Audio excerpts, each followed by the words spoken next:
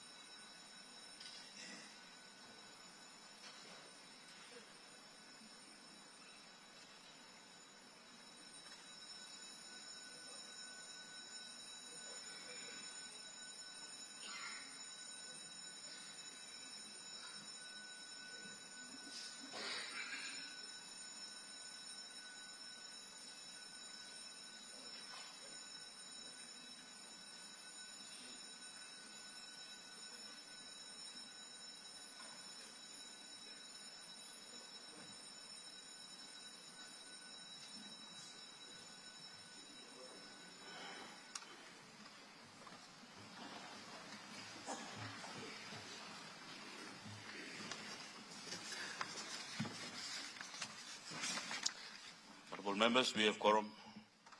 The staff for community development will lead us in prayer. Heavenly Father, this morning we come before your throne of grace. Lord, as you look upon all of us, we are not worthy to be here, but we're so thankful for the love that you have, that we still live and see another day.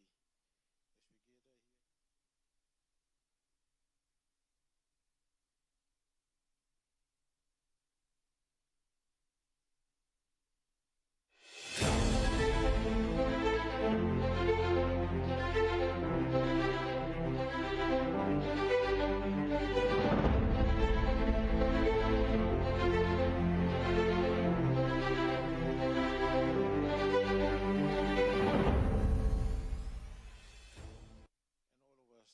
of the Parliament, as we continue to contribute to this great nation.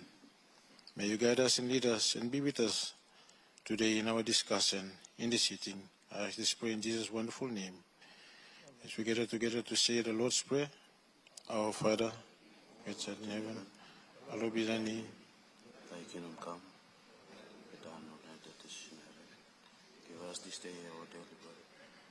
Forgive us trespasses, trespass against us.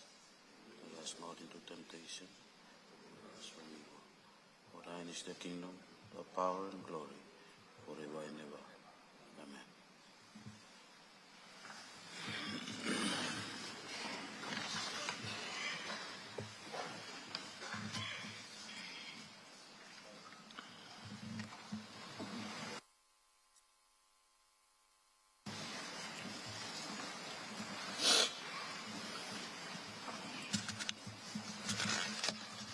Honourable members of Parliament, I would like to inform you all that the Speaker of National Parliament, Honourable Joe Pomat, will be the Acting Governor-General of Papua New Guinea as of today, whilst the Vice-Regal is away on duty travel overseas. During the period, I will be taking the chair as an Acting Speaker until the Vice-Regal returns from the duty travel. Thank you.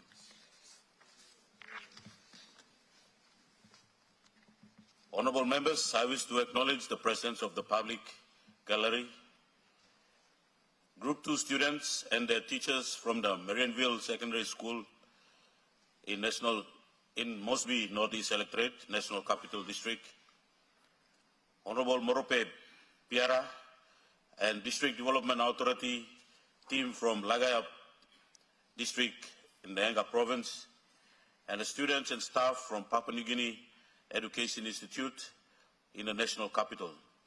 On behalf of the Parliament, I extend our visitors a warm welcome.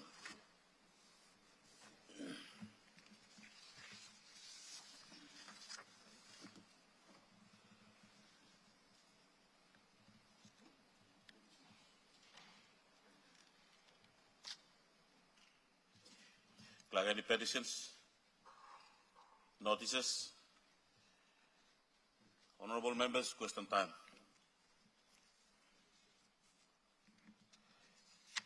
The Honourable Governor for Western Province. Thank you, Speaker, Deputy Speaker. Lo makim me lo ask a question lo me. Before me ask a question, me like give him really background lo question lo me. Also lo July 2026, court been ordering me lo strategy on the heavy lo place lo me where only talk of courthouse lo Kimga and Bagarap na minute lo strategy ma CIS lo Ningro. This la question, this la court I'm asking lo strategy. Na mi go appeal lo court na court every 24th of every month. Me na member of the North Place agona appeal lo court lo. Talk sawe lo court as mi lo lo kim samla walk lo strategy la heavy well look sawe them. Just to give the context of my question. But the question I mean like directing to the Prime Minister you me. This la walk lo strategy or courthouse around the country na work lo straight mo la CS lo country mina tina mina work lo provincial government and national function. Ta solisal heavy am stalo place lo all provinces. Mi lo governor am da sta front line lo straight maybe lo place. So mi like ask is la question and work lo side lo straight mo heavy lo all provinces. Because lo province mi la lukati na staff time national government working budget and was like giving money lo work is la work lo provinces. Time national government give him la money na talk. Give la lukati is la place. It's la work lo place and mi lo all is la money na work is la work lo our provinces. And because of that reason, mi lo governors been asking lo national government or give him like block grants. Now national government no gives like block grants yet. Even up till now. Now two mi got all heavy lo police lo Kiunga Daru na Okata Western Province. Only no got house, or no got car. Na heavy and all put andala me too na all members lo me to the place. It's like big money where only budget him law, national government law give him the policy, I mean money go away. So I mean like ask him national government. It's like work law look at him heavy but place the side of police, CIS na court and work law. Me law governor so I'm work law side. So was I'm work law me blah. Okay, you talk sawe. So was I'm na work law, me blah, and you talk sawe na. So was I'm you like me blah helping me blah you like mi lo governance la work is la work lo place. You talk salo mi plus avos. Bible gives a block grant so that mi black and knowledge la money na. Postrate work lo. Police, CIS, courthouse na ami lo place lo. All this stuff one time mi lo place lo Western Province or one of the country. One understand me asking la question. Call Prime Minister of Beckham. Thank you through. The Honorable Prime Minister. All right, thank you, Mr. Acting Speaker. Pastor True, we'd like wish him, our Governor General, travel blocking. He run good, never come back long place. Looks how long also Martin Blimi stop, I think. 2+ school is stop layer, 1 blood on suit, and not on kais. We also looks how long all not all guest Blimi come inside long public gallery, or house long all yet. Mr. Deputy Speaker, Acting Speaker, question belong Governor belong Western Province. He raised an important question. Correctional service institution or courthouse or police national government function by constitutional requirements. Function belong all provincial governments. However, because provincial government, you also face na level block government along all people where province boundary is stop.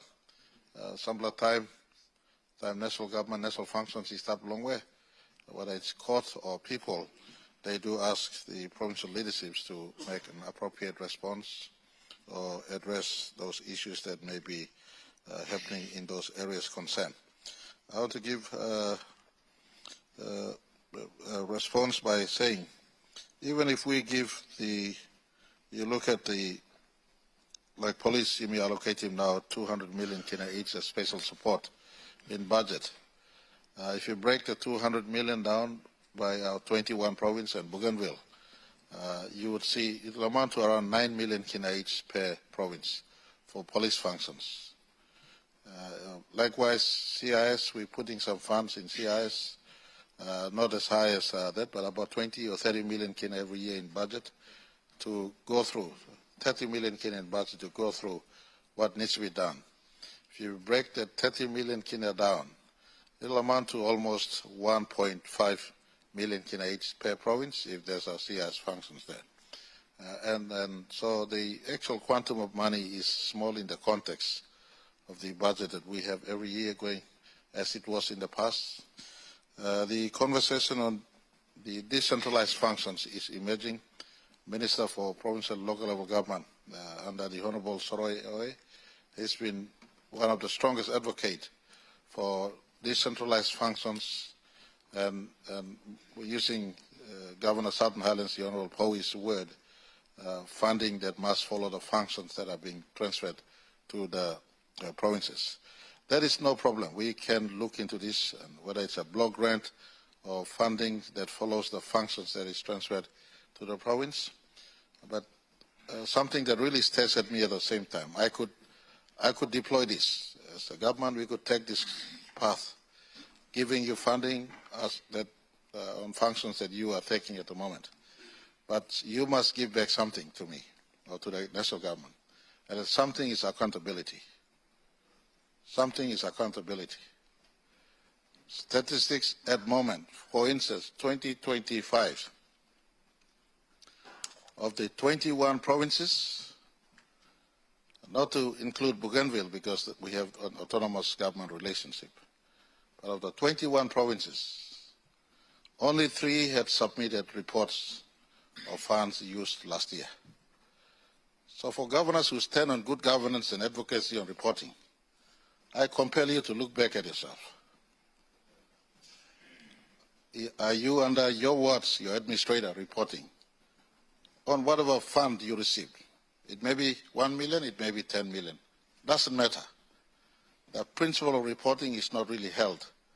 And not just the governor, by next Monday, Cabinet will approve a quantum removal of all public servants who have not reported, or Section 32 officers who have not reported on administration fund. So I don't mind transferring functions to you, but it is incumbent on you likewise to report back on funds that the national government transfers to the sub-national government. So that concept on decentralization is studied and being progressed through the Ministry of Provincial and Local Level Government. The conversation on funds or funding following functions are being relooked at. We just very careful on constitutional requirements, where constitutional functions like police, CIS, and court are matters of national government to attend to. And I want to advise the country, if a CIS is in your province is facing stress or issue, if police or court and certain of these functions that are consistently defined as national government function, don't blame your governors, don't blame your local leaders. The governors and local leaders will pick up those issues and advise to us at the national government level, and appropriate ministry, appropriate section heads should be attending to these at the earliest. But in summary, we, as this government, looking at empowering provinces to have a handle on those functions in your areas. However, I ask at the same time, you have to give me back something, give the national government something, and that something is reporting on funds and functions that are out there. Thank you. Paul, Governor for Southern Highlands. Thank you, Acting Speaker, for giving me this opportunity. My series of questions without notice is directed to the Minister responsible for Electoral Commission. Maybe in this case, maybe I'll direct the question to the Prime Minister and the Minister for Administrative Services and Minister for Provincial Affairs can take note.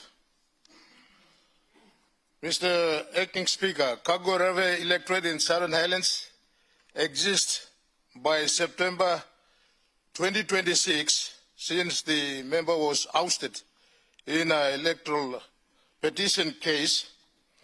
By September this year would be 1 year where the electorate misses leadership on the ground.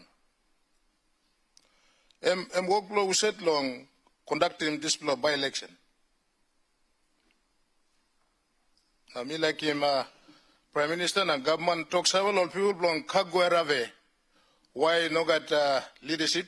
Did he function long electorate?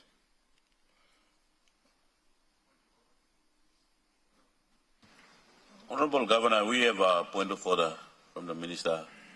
Minister, what's your point of order? Thank you, Acting Speaker. Point of order, Blomi, and just to bring some clarification that the matter is before the Supreme Court. The member former member has appealed. So because it's before the courts that Parliament not entertain that question until such time the court makes a ruling. Thank you. Clerk.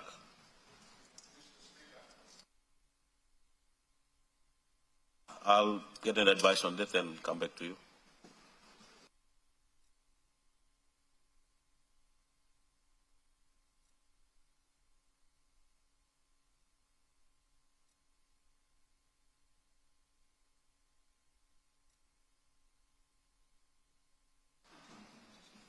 Honorable Governor for Southern Islands, the advice I took from here is we'll let you reserve your question. We'll seek further notice on that because we haven't get any information on court's hearing. So as soon as we check on that, we'll advise you to ask your question. So we'll ask you to reserve your question another day of Parliament sitting. Honorable members, I think yesterday a member for Aitapelumi have received his question for the Minister for Public Admin Service to ask, and he's now on the floor, so I'll ask him to ask his question. Member for Aitapelumi. Thank you, Deputy Speaker. My simple question to the Minister for Public Administrative Services, is to do with NID. In recent times, I think 2 weeks ago, I was at home, legally placed station Lumi, and police were there doing recruitment. Unfortunately, all picking Bush Place, they were disqualified because all not got NID.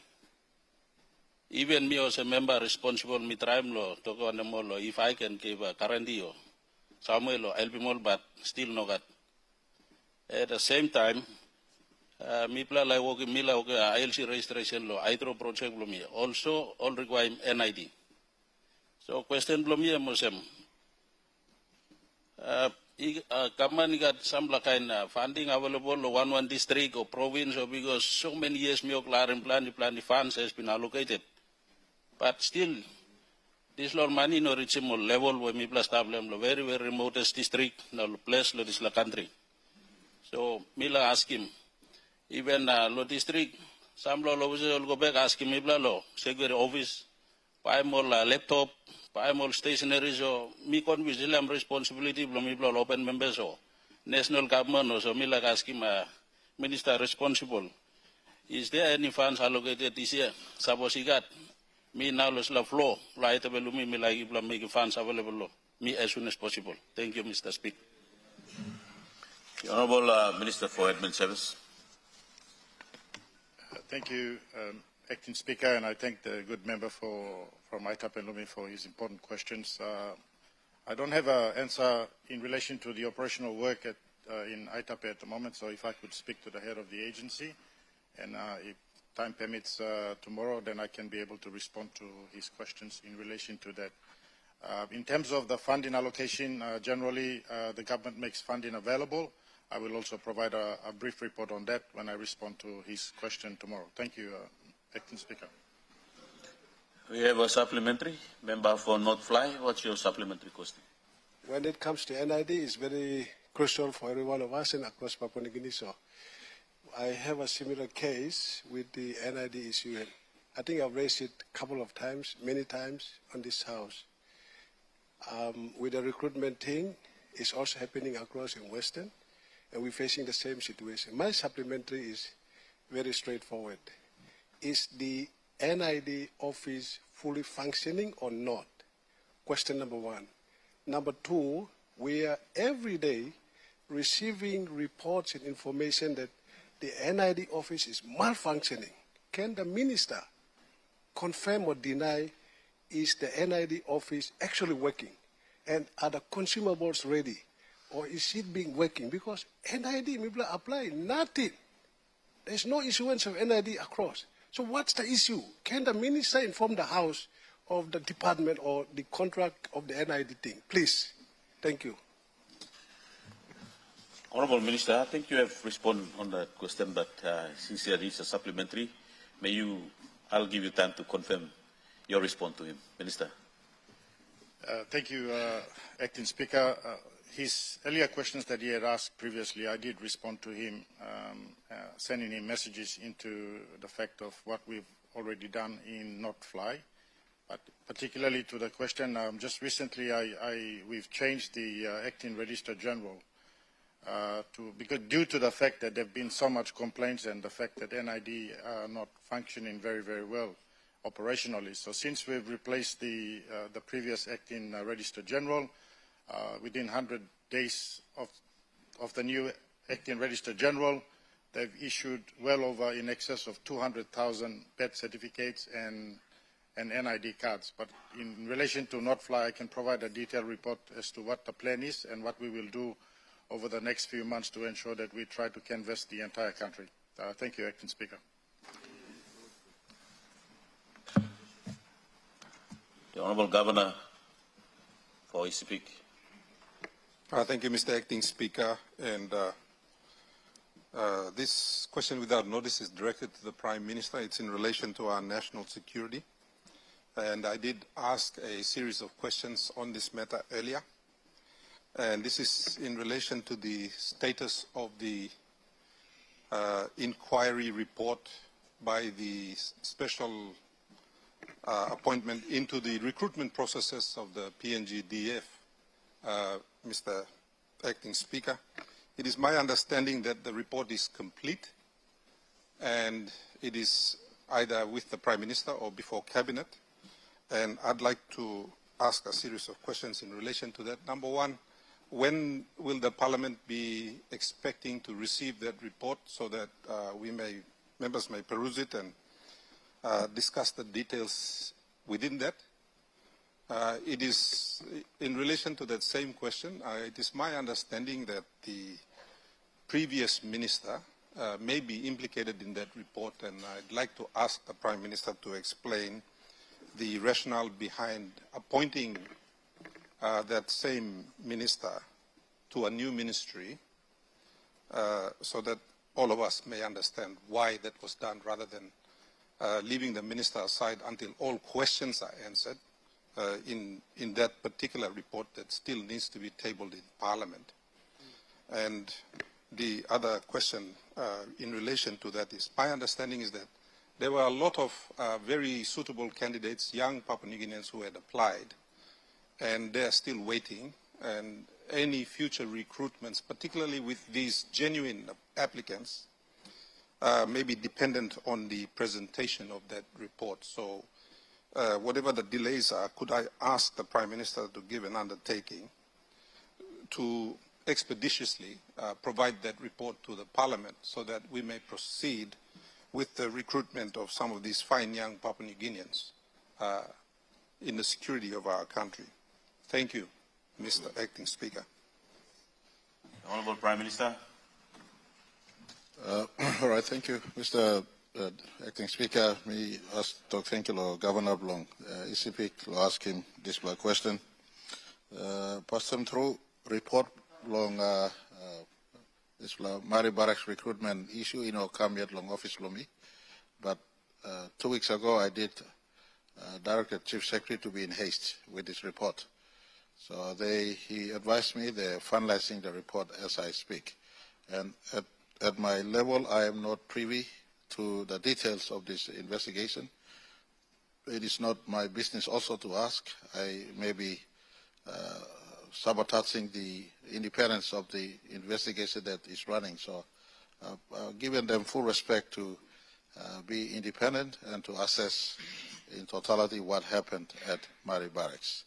Now it surprises me to hear that the leader asking the question, Governor of Isipik, said maybe the former defense minister is implicated. I don't know what manner of information he has to make this sort of assessment and assumption. Until the report is complete, and if I, as the chair of NEC and in the wisdom of NEC who have directed for the investigation, are not privy to such detail of the report, then it just shows a level of political interest in this that is taking place. I asked the leader asking the question, how did he know that the former minister had some interest in this or was part of this. These sort of references, inferences, innuendos, and trial by media and trial by politicians. It's okay to raise national concern, but allow the process to be complete. And then once we have the full report on table, then you could be then debating on this matter. So I could be then in the position to see whether a minister concerned has infringed and whether he has a right to be in cabinet or not to be in cabinet. When a process is run, I counsel all leaders. Let's respect the country and the processes of the country. Allow the process to be completed. We have a point of order. Governor Isibik. Mr. Acting Speaker, my question, and I believe my understanding of the English language is that if I use the word may, that does not impute guilt or otherwise. And therefore, my question simply put to the Prime Minister is that if the report is tabled, it will determine whether or not the minister was implicated. That was my question. And he was the minister responsible at all material times, Mr. Acting Speaker. And I'll allow the Prime Minister to continue on with the response. Mr. Deputy Speaker, most of us claim to be educated in this House. The basic etiquette of this Parliament, especially when standing order makes it explicit that there must not be innuendos, inferences, or assumptions. So the use of maybe is expressly an innuendo or assumption or inference. Simple English. I'm not a born English speaker like some of you, but I know English also. So let's have some respect and decorum. The investigation is running as compelled by the country, and it's a right investigation. We're not too far from this report being sent to Cabinet. Let's have some decorum as national leaders in our conduct. You gain respect. You get respect from right around when you show respect to other leaders. We have a point of order. Opposition Leader, your point of order. Point of order. The opposition, Acting Speaker, respect the Constitution, respect the Honourable House, and respect timekeeping. This was done 2 months ago, Deputy Speaker, and we're still waiting for this investigation report. 2 months ago. We've been waiting for the FBO for 6 months, and now we're waiting 2 months for this report. Honourable Opposition Leader, I can't allow you to debate the question that has been asked. I think the Prime Minister is in the process of answering the question, so I'll allow Prime Minister to sum up your reply to the question. Prime Minister. All right. I just want to, and I appreciate the opposition leader's quest for expediency. I am equally frustrated as he is, and that's why I said in my reply earlier, 2 weeks ago, I asked the Chief Secretary of our country, where is this report? And that is me doing my job. I don't go and run the work that is run by those who are supposed to be doing the job. And once this report is complete, the country will have the benefit of reading this report. Defense force of our country is bigger than James Marabe or the Honorable former Minister of Defense and now Minister for Health. If there is a reference to misconduct or influence, then at that point in time when the report is made available, then appropriate actions will take place. Defense is too important. This government have now synergized. We've given opportunity for over 10,000 young Papua New Guinean women and men to be employed into the Australian Defence Force. We also have made it absolute clarity. We want to raise our Defence Force, this government by policy. We want to have 5 battalions and a 7,000 strong, able Papua New Guineans in PNG Defence Force with similar work conditions paired with Australian Defence Force. Defence Force is in defence of our national sovereignty.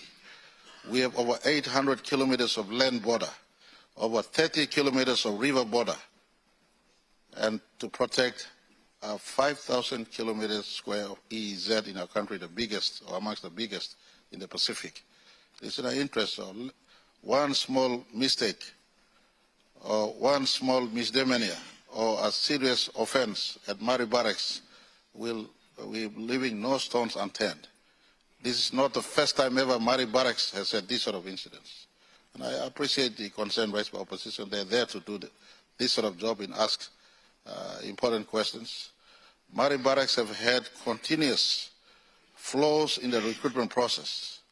If only Mari Barracks looks across to Konedobu, the Royal PNG Constabulary, the sister security force agency, now at 2026 has successfully recruited over 1,000 Papua New Guineans into the police force. We have another point of order, Prime Minister. Member for Abao. Thank you, Acting Speaker. Sorry, Prime Minister. There's no time left for other questions, so rather than dragging it on, I just want to highlight the principle of the East Civic Governance question. Honorable Investigation is staff. Why are you appointing minister? Investigation is staff. What happens if he's implicated in this report coming? Then by Rausimem Kenya, that's the principle. Why didn't you wait? Honorable Member for Abao, I think the Prime Minister have made that answer clear already. Prime Minister, like the member of Abao have stressed on the time, I would like you to sum up your question, reply, and we move on to the question time. Prime Minister. Mr. Deputy Speaker, Acting Speaker, with greatest respect, it's the principal questionnaire asked and qualified his statement by saying it's a matter of national importance. So in matters of national importance, I thought I'd take time to reply well. And the point of order made by Member for Abao is maybe correct, but if we look over, in the leader sitting next to him is a learned lawyer. He will tell you the principle of innocence until proven guilty or made guilty on both sides. So on both sides, both sides. So we have, and it's a principle that is consistently embedded. So everyone is innocent until proven guilty, and that process, that leader concerned has to have the benefit. Until such report is complete, we are not here to hide anyone. The report is complete, that warrants removed from cabinet. The same hand that appoints is the same hand available to the commission. Thank you, Mr. Speaker. Honourable members, I'd like to recognize Member for Abao. He's been standing many times and he seems to be angry with me, so I'll allow him to ask his question. Member for Abao. Thank you, Mr. Acting Chairman. I seek to defer to your opinion about my not standing up after twice standing up. But thank you, Mr. Acting Speaker. It was just a simple question that I intended to ask the Prime Minister, the Deputy Prime Minister, and maybe the Minister for Justice to take note. There is a law that was passed by Parliament in 1975, and all of us are aware of it, and it's called the Land Dispute Settlement Act. Now, a part of that law provides for mediators, land dispute mediators. Now, I rise to raise a question on their behalf. Why have some of them... Minister or the Deputy Prime Minister? Deputy Prime Minister. Deputy Prime Minister. Minister for Lands. Go ahead.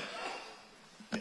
Why is it that so many of these land mediators have not been paid since they were gazetted some years ago?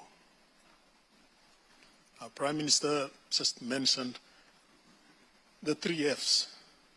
Funding follows function.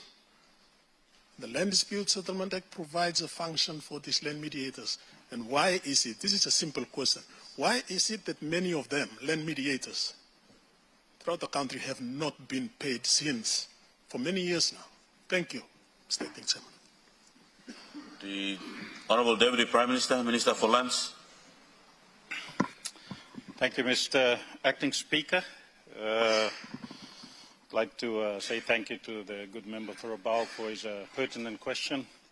And the Land Dispute Settlement Act and the land mediators actually come under the Attorney General's office, but I'll respond to that.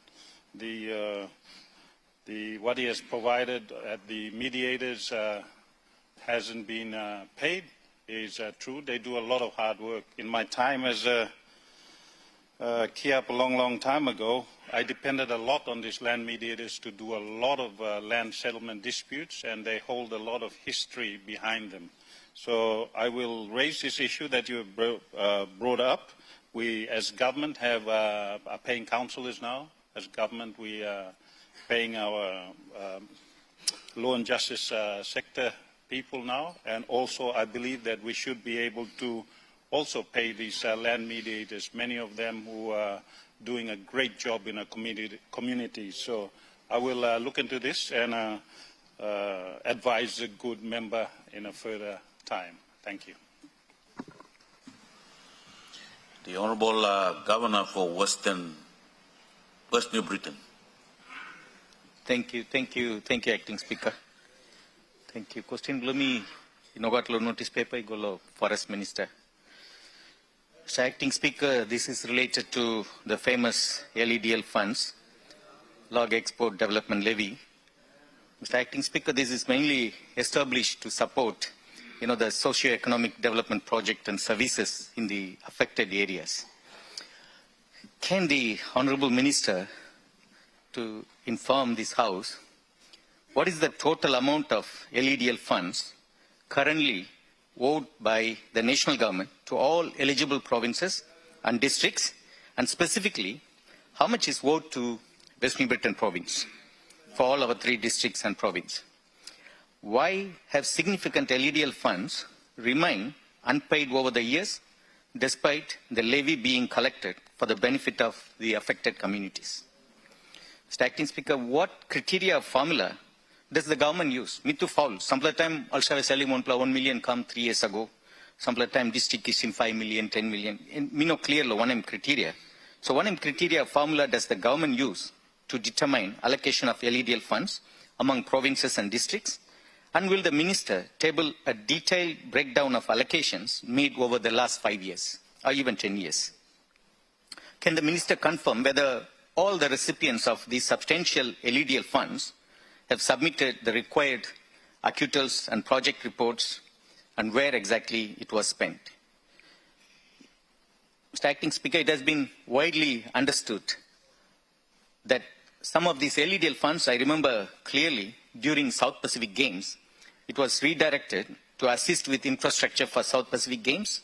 Can the minister confirm whether this occurred and how much was utilized for that purpose and whether those funds have since been reimbursed to the LEDL accounts? Finally, Mr. Acting Speaker, will the minister commit to publishing a transparent statement showing the total LEDL revenue collected, the outstanding liabilities owed to each province and districts, and a clear timetable for the release of these funds? Thank you, Mr. Acting Speaker. Minister for Forest. Thank you, Acting Speaker. Thank you, Long. Governor of Law, Western Province, Governor of Law, West New Britain, my apology. Good luck question, Governor of Law, West New Britain, immigration now, law interest long, all people of Papua New Guinea, now people long, helpless or placed where or logging activities have been come up. Prior independence, now coming up now. Meeting and plenty questions, where I mean up put him good law writing. Now give him come lo me so we can respond lo this la all question one by one. Now can for the interest lo long me the members of parliament.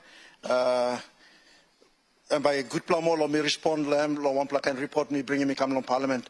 Now table him lo parliament. So and by addressing this Latin thing lo LEDL now all now I'll ask him where me put him in his stop law paper and I me read him lam. Me ask him good plan governor to you Acting Speaker, let me give me this law questions where me read him like come so that me can respond accordingly law good la harim long or people blood this country. Thank you, Acting Speaker. The Honourable Opposition Leader. Thank you, Acting Speaker. My question without notice goes to the Minister for International Trade and Investment, who's also the Minister for PNG Power in the recent Cabinet reshuffle. Acting Speaker, my question is for the good minister to clearly outline in a cogent manner what his plans are to ensure that Papua New Guinea no longer is labelled the richest blackout country in the Pacific and on planet Earth. If he can just clearly outline and give confidence to the honourable members of the House and the people of Papua New Guinea. And secondly, which is also a concern to the opposition, is to confirm to this honourable House and the people of Papua New Guinea who own PNG Power that there will be no capital restructure, Acting Speaker, where PNG Power debtors will be given equity stake in PNG Power to have ownership in PNG Power. If he can give that undertaking that it'll be business as usual and his focus will be on the performance of PNG Power. Thank you, Acting Speaker. The Honourable Minister.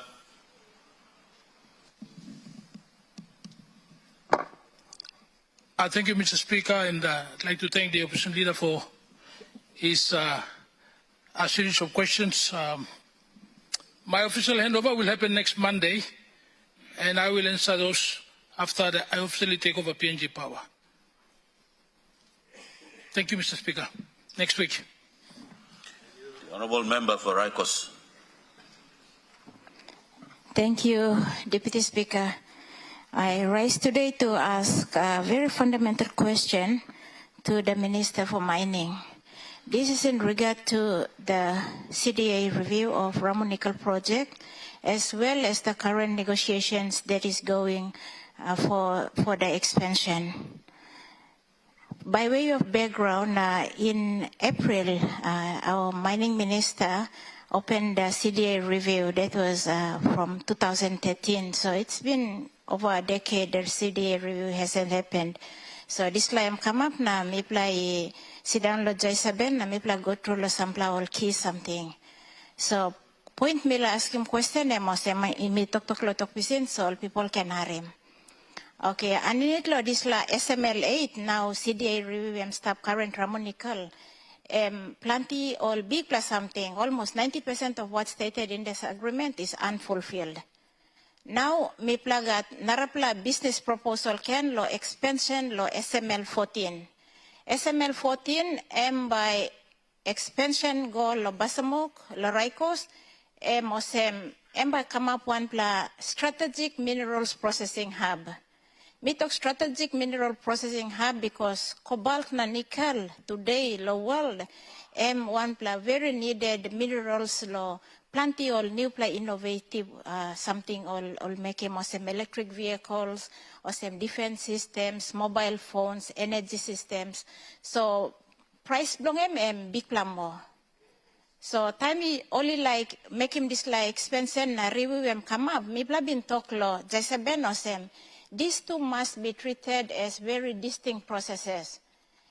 It's commercially and legally justified because SML8 review should narapla na negotiation lo SML14 by narapla because this like downstream processing of metals. It's a different business. It's not the same as the conventional mine refinery business the previous one.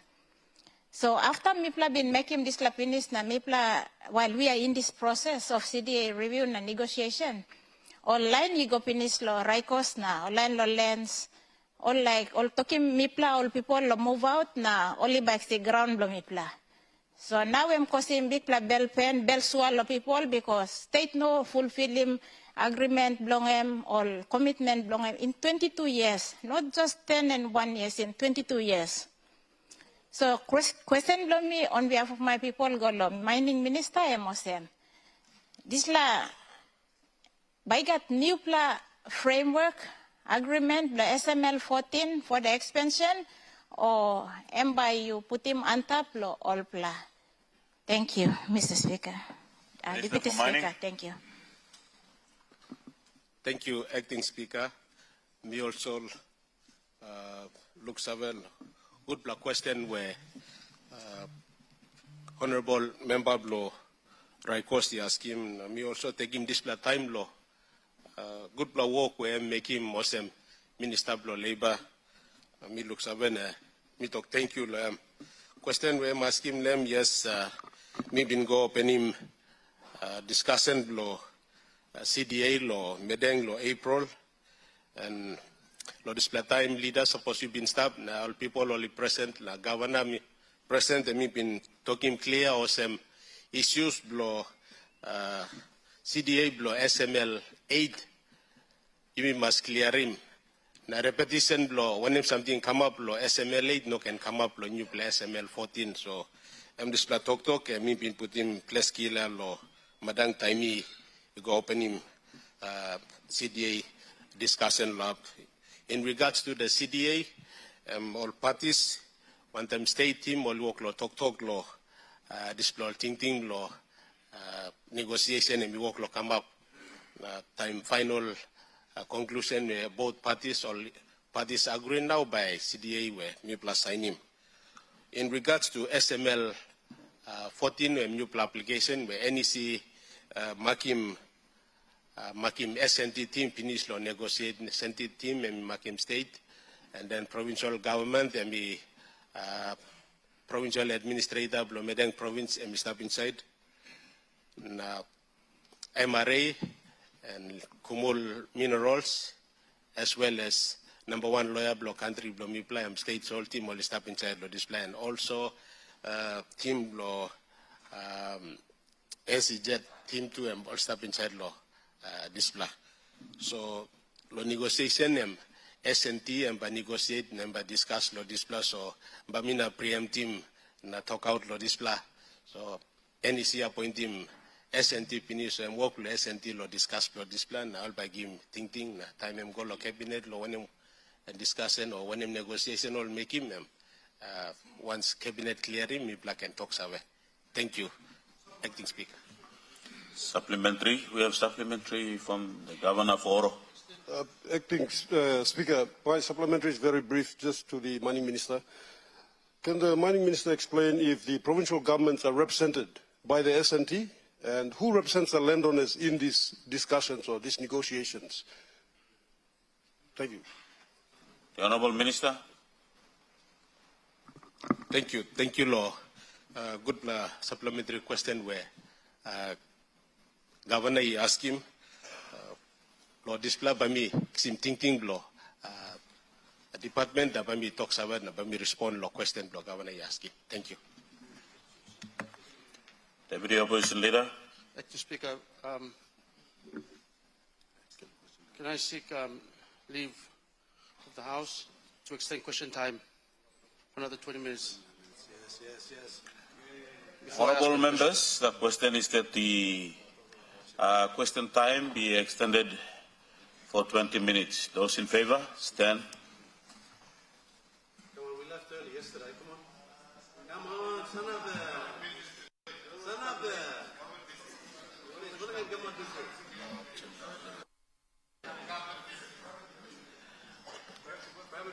Honourable members, we do not have enough support, majority support on this, so Honourable Member, Deputy Opposition Leader, you already given time for questions, so question without notice is to the, thank you, Acting Speaker. My question without notice is to the good Minister for Justice and Attorney General. Mr. Acting Speaker, on the 2nd of May 2029, on G392, the appointment of the Chief Magistrate was gazetted, and that gazettal expressly states, if you will permit me to read, amongst other things, the Judicial and Legal Services Commission, by virtue of the powers conferred by Section 1752 of the Constitution of Papua New Guinea and Section 17.1 of the Organic Law on certain constitutional office holders, and all powers seat enabling me hereby appoint, name expressed, to be the Chief Magistrate of Papua New Guinea until he reaches the age of 55, and commencing on the date he makes a declaration of office which shall take place forthwith. That period was for up to 6 years or when the concerned person turns 55, whichever occurs first. It is now 7 years since that particular gazettal and appointment. Could the good Minister for Justice and Attorney General confirm as to the status of the appointment of the Chief Magistrate office? And when will that appointment occur? Or has it occurred already? Thank you, Mr. Speaker. The Honourable Minister for Justice. Thank you, Acting Speaker. Thank you for Honourable Member to raise an important question. I will answer it when his term expires. It will, I know it will expire shortly. The appointment is expired by 1 year already. 2nd of May 2025 was when the appointment expired. This is now 2026. Election by tomorrow. Honourable Minister, you resume your seat. And the Deputy Opposition Leader, when you call for a point of order, you ask for the wait for the Speaker to allow you to. So now you can now raise your point of order. So my point of order is such that the appointment, the good minister suggests that he will find out if and when the appointment expired. Can I just bring him to his attention that the appointment actually expired on the 3rd of May 2025. That 6-year period lapsed last year by 15 months. My goodness, 15 months. Could be more, but 15 months. Deputy Opposition Leader, your point of order is in order, and I understand that the Minister is just starting to respond to your question, so allow him to respond to your question. Minister. Thank you. I will answer your question when I see it. I don't carry the appointment date, so when do they expire? So, you know, it's proper to give you that. I know the Chief Magistrate is acting on that job. Currently, he's a Chief Magistrate, and I'm sure this matter, as he has followed the law, I believe. So, but I will confirm and let you know in the due course. Thank you. Honourable members, our question time have lapsed. Honourable members, I wish to acknowledge the presence in the public gallery of the new Erima Junior High School in Mosby North East National Capital District. On behalf of the Parliament, I extend to you a warm welcome also.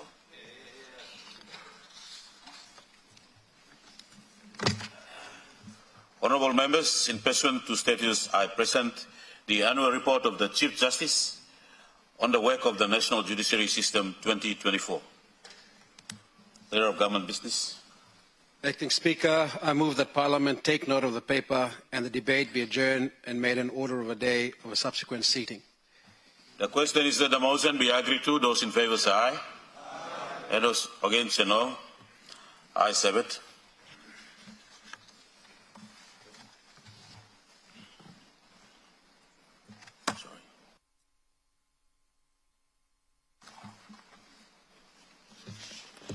The Chairman, Public Parliamentary Committee, Special Parliamentary Committee.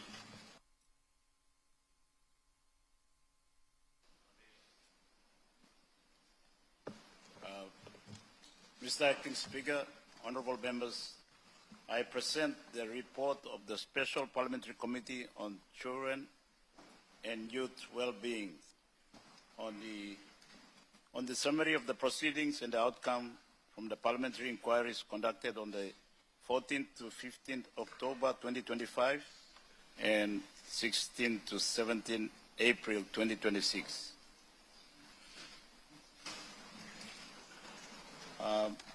Mr. Speaker, I seek leave of the Parliament to make a statement in connection with the report. Is leave granted? Leave granted. Make your speech. Thank you, Mr. Acting Speaker. I want to preface my statement by acknowledging in Parliament today the students from New Irma Junior High School, the students from Marianville Secondary School. These are our children and young people, youths, representing our children and the youths of our country here for this occasion. I want to acknowledge to our NGO partners who have been working with our committee and working also in this space that are also represented in Parliament today at the public chamber. PNG Council of Churches, Save the Children Fund, Children's Fund, Equal Playing Field.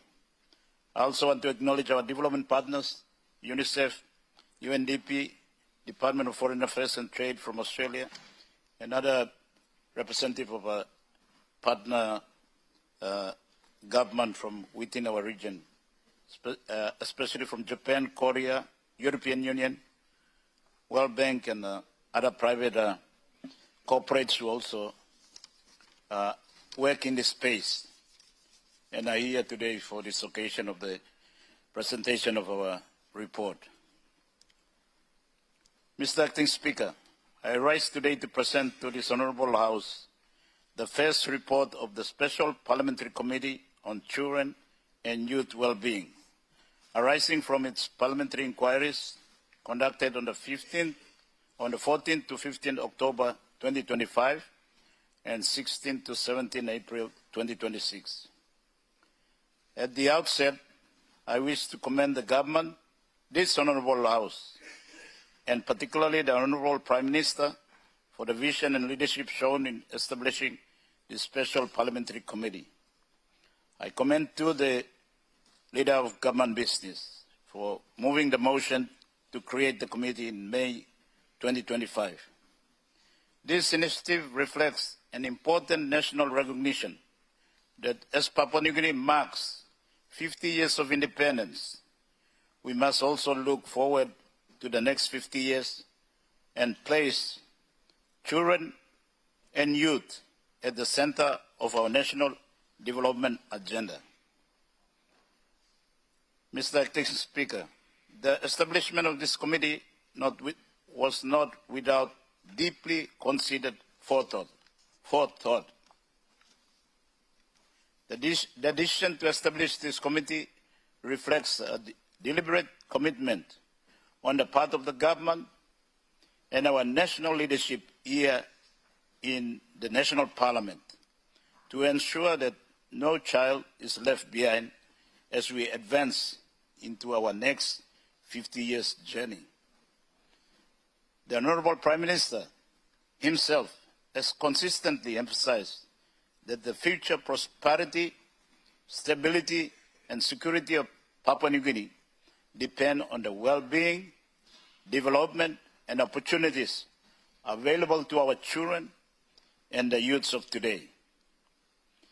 The assets and burdens that we leave behind will rest on the shoulders of our children and those who are yet to be born. What we sow now as leaders, our children and youth will bear in their time, be it of drought and famine or riches and plenty. Mr. Acting Speaker, Honourable Members of Parliament, the leadership of Papua New Guinea, through the establishment of this committee, is reaffirming our country's international commitments. As a member state of the United Nations, as a signatory to the United Nations Declaration on Human Rights, a signatory to the Convention of the Rights of Children, and a signatory to the Sustainable Development Goals, our country has committed itself to ensuring that every child survives, learns, is protected, and has the opportunity to reach their full potential. The Sustainable Development Goals of the United Nations, which we are a member of, commits all nations, including Papua New Guinea, to ending poverty and hunger, to ensuring healthy lives and quality education, to achieve gender equality, to provide access to safe water and sanitation, to reduce inequalities, and to leave no one behind. These are not simply global aspirations. They are national responsibilities. They are responsibilities for which we as leaders are charged with to lead and help our nation to deliver. Mr. Acting Speaker, since the establishment of our committee, myself as chairman, Honorable Francisca Simoso as my deputy, member for North Bougainville Open, and all our members of the committee, which I want to mention all of them, Mr. Acting Speaker. Honorable Sasindra Mutaval, Honorable Lawyer Boy Samuel, Honorable Francis Yori Alua, Honorable Mash Narawet, Honorable Rufina Pida, Honorable Kit Idu, Honorable Simon Kaiwi, and I want to also mention and give credit also to Down Minister Honorable Solen Loifa. Before his appointment, he was member of our committee. We have taken this responsibility for our children and the youth of our country very seriously, Mr. Acting Speaker, members of Parliament. Our two full inquiries convene the departments, stakeholders, duty bearers responsible for our children and youth from education, from health, documentation, Treasury, Department of Finance, Community Development, and other stakeholders to attend the two important inquiries. The inquiries have come at a significant inflection point for our country, and we have used them as platform to ensure that critical progress for children and youth is documented, monitored, and most importantly, is on track. The committee has been encouraged by the major government initiatives and reforms that has taken place, including the tuition fee free education policy, which has significantly expanded enrollment across elementary, primary, and secondary education.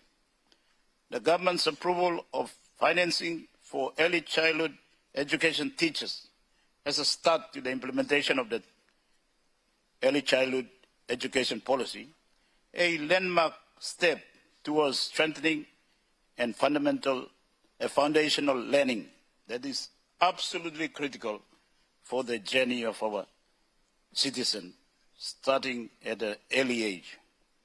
Increased investment in vaccine, health commodities, and the effective polio outbreak response. The passage of the Civil Identity Registration Act 2024, very important to Mr. Acting Speaker. The re-establishment of the National Child and Family Services Council, increased national attention on youth development, employment pathways and digital opportunities, and the creation of the National Youth Development Authority to replace the National Youth Commission. These are imperative achievements and progress that demonstrate growing political commitment to investing in the next generation. Mr. Acting Speaker, honorable members of Parliament, our country, Papua New Guinea, is a young nation with enormous potential. The majority of our people are under the age of 25. If properly supported, educated, skilled and protected, this generation could become the country's greatest national asset and the drivers of economic growth, stability and innovation for the next 50 years and beyond. But the inquiry also confirmed that too many children and youths remain left behind. Despite stronger policies and increasing investment, national outcomes sadly remain deeply concerning, Mr. Acting Speaker, Members of Parliament. Only 48% of children receive full routine immunization coverage. Some of the provinces, you are not doing well. You got to step up your PHA. 48% of children under 5 are stunned due to chronic malnutrition. 48%, Mr. Acting Speaker. Nearly half of our children. Only 13% of births are formally registered. You may like him all by got an ID, but they cannot even get birth certificate. Only 13%. Only half the country has access to basic water services. That's very, very important, critical to the health and hygiene of our children, to give them the start they need in their life journey. Only 23.6% of the population have access to basic sanitation. And it's worse in the urban areas. You line in charge of water PNG na, this utility companies belong government here. Please take note of this. Only 45% of grade 3 children meet minimum reading standards. And 27.7% of youth are not in employment, education, or some training. Mr. Acting Speaker, Members of Parliament, these are not simply statistics. These numbers represent children, represent youths whose opportunities are being constrained before they even begin their life properly. They represent unrealized human potential, weakened national productivity, and growing inequality across provinces, communities, and in our entire nation. The committee concluded that Papua New Guinea does not primarily suffer from lack of policy or even lack of financing. Policy here, you may pull up stuff. The central challenge facing our country today is weak implementation, fragmented system, poor coordination, weak data system, insufficient accountability for results, and in some cases, there is duplication of roles and responsibility. Across sectors, we have policies, we have strategies, we have institutional frameworks, budget allocation, but this investment and intervention are not consistently translating into measurable improvements in the lives of children and young people, particularly at provincial, district, and community levels. Mr. Acting Speaker, the committee's inquiry identified 5 urgent national shifts required across sectors. 1, from policy ambition to execution at scale. 2, from fragmented systems to integrated child and youth-focused service delivery. 3, from input-based budgeting to outcome accountability. Honorable members, Mr. Acting Speaker, you miss focus too much long. Process, and we are ignoring outcomes. Processes become more important than outcomes. System here, you may work in system here. Hold him, you may beg. From Yupla to law option, Yupla go in charge, start long district, the province to here. From siloed information systems to real-time integrated child and youth data. NOGAT data. How about you working planning? It's fragmented. How will we track the progress of our children and youth? Number 5, and from national planning to effective sub-national delivery capacity. You play it, Savelo Dislaye. The inquiry further emphasized several priority recommendations. In education, the committee called for accelerated implementation of early childhood education reform. Prime Minister, I congratulate you on behalf of the committee. This is a great initiative. We are 50 years late, but we have made the decision and it must happen now. This is a major critical intervention that we all must support at all levels. Expansion of secondary infrastructure. Mr. Acting Speaker and Members of Parliament, primary education here is about 85% enrollment. But time only go to secondary school, no got space. School fee, TFF, maybe no go Ariapo. It drops down to below 50% retention. Strengthen foundational learning and targeted support for rural and vulnerable children. In health and nutrition, the committee recommends an urgent national immunization recovery program. We have charted, provide data for all the districts and the provinces. So please, honorable members, Mr. Acting Speaker, look at the report. It provides your level of immunization. Some are doing well, some are not doing very well.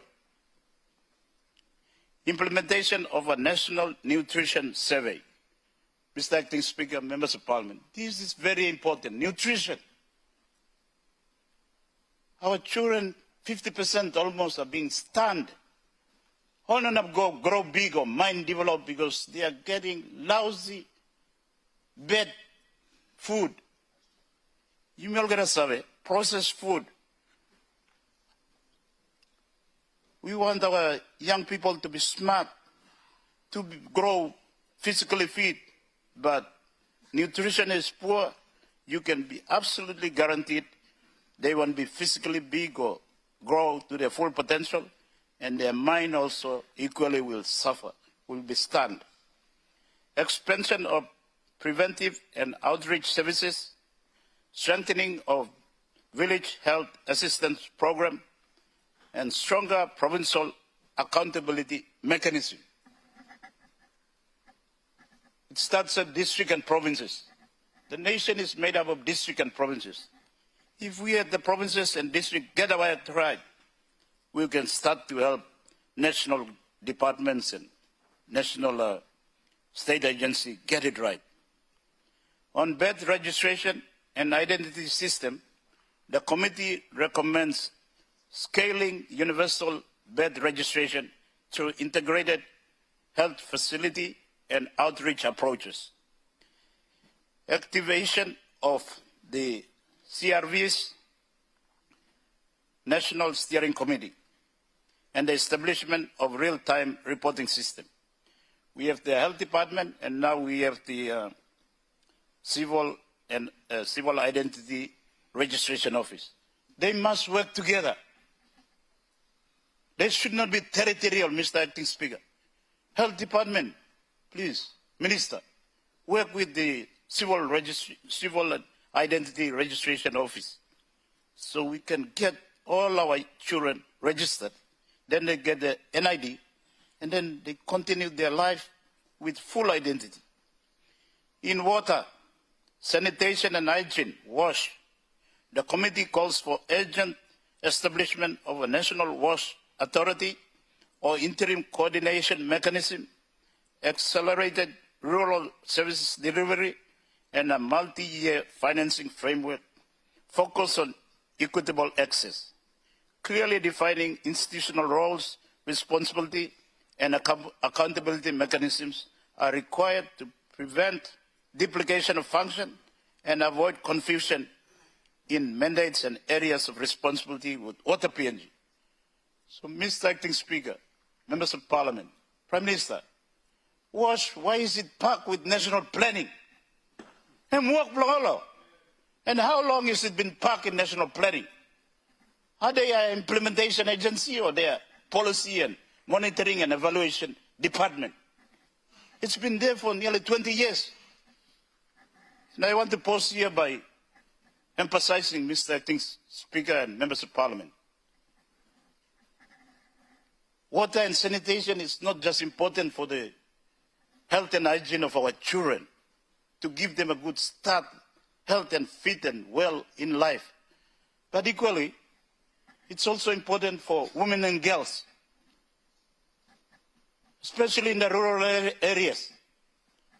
Mr. Acting Speaker, in the rural areas, women and girls, they go to the river to have bath, like us men and boys, but also, importantly, they go to wash the clothes and wash the utensils and have a time out from their families. It's a social occasion. But nowadays, the traditional institution that protects and respects women and girls, it's collapsing. So this good social habit or part of the family well-being is becoming another traumatic experience for women and girls in the length and breadth of our country. Ol mama na daughters lo yumi la golo wara lo wasim ol clothes na karim wara lo kam lo yumi ol money stuffs in lo house na house boy or house man. They are subjected to intimidation and violence and some rape taking place. And what is happening? Nowadays, too, Mr. Acting Speaker and members of Parliament, due to the effect of climate change, now you may talk long. When El Nino, it's also difficult for. Let me rephrase that. The water head is, drying up, so women and girls have to walk further, Mr. Acting Speaker, away from their usual place of going to have a bath, wash their clothes and everything, and the risk get higher. So wash is not just important for our children, our youth, important for us adults too. But I want to emphasize that it's also equally important for women and girls. You mean all money, I think, you mean no garano, you mean no washing clothes, you mean no go when I'm here, washing utensils too, you mean wear tasol lokai guy. And then we go and intimidate women and girls who are doing this hard work, daily work, to sustain all of us. In child protection and juvenile justice, the committee recommended stronger preventive system, rollout of provincial child protection council, training and deployment of children protection officers as soon as possible, strengthening online safety framework, expansion of diversion, rehabilitation programs, and improved reintegration support for vulnerable youth. Some of our government departments are doing great work. Minister for Justice and Attorney General, our juvenile division in that department is trying its best, but they need support. There are many stakeholders who are doing their best. They need support. And we need to provide the conducive environment by which our children, who are our future, who will inherit what we are building and what we are achieving, we need to ensure the environment is conducive for them so they grow up to be very positive, proud Papua New Guineans. They will be able to continue the journey that we have started and we continue to deliver. The committee also emphasized the urgent need to strengthen pathways for youths through education, technical and vocational education, and training, TVET, entrepreneurship, sports, digital skills, mental health support, and employment opportunities. Hinoblo come up TikTok, Facebook, Instagram, whatever that's all. They must become innovative young men and women, contributing at that early age to their own journey and to their communities, to the district, provinces, and to our nation. Mr. Acting Speaker, the inquiry reinforced a simple but important principle. We must stop measuring success only by strategies launched, ribbons cut, budget allocated and spent, people hired, workshop conducted, or policy pronounced. We must measure whether children and youth are, first of all, surviving, and second of all, thriving, by ensuring that they are receiving nutritious food, they are accessing quality education from early childhood through to grade 12. Mr. Acting Speaker, members of Parliament, our committee strongly feels that we must make it compulsory for all our children to receive education up to grade 12, compulsory. Papa Mama ya working beginning stop. Now, who's that by look out him? And by heavy blow you Prime Minister, heavy blow you Acting Speaker, blow you me Olgadaya. We must make sure that they send their children to school, and if they don't send their children to school up to grade 12, there should be penalties, because they should also remain responsible for their children's well-being, contributing to the effort of government at all levels. We must also ensure there is learning foundational skills provided,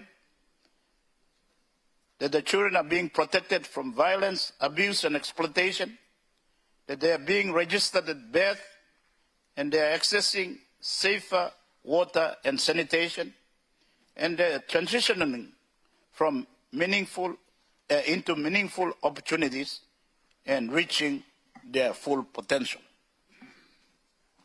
Because ultimately, Mr. Acting Speaker, honorable members of Parliament, the next 50 years of our country, Papua New Guinea, belongs not to us, but to our children, to our youths, and to the generation that are yet to come. And what better way to secure the future of our nation and our own legacy as the first generation of leaders of our beloved Papua New Guinea.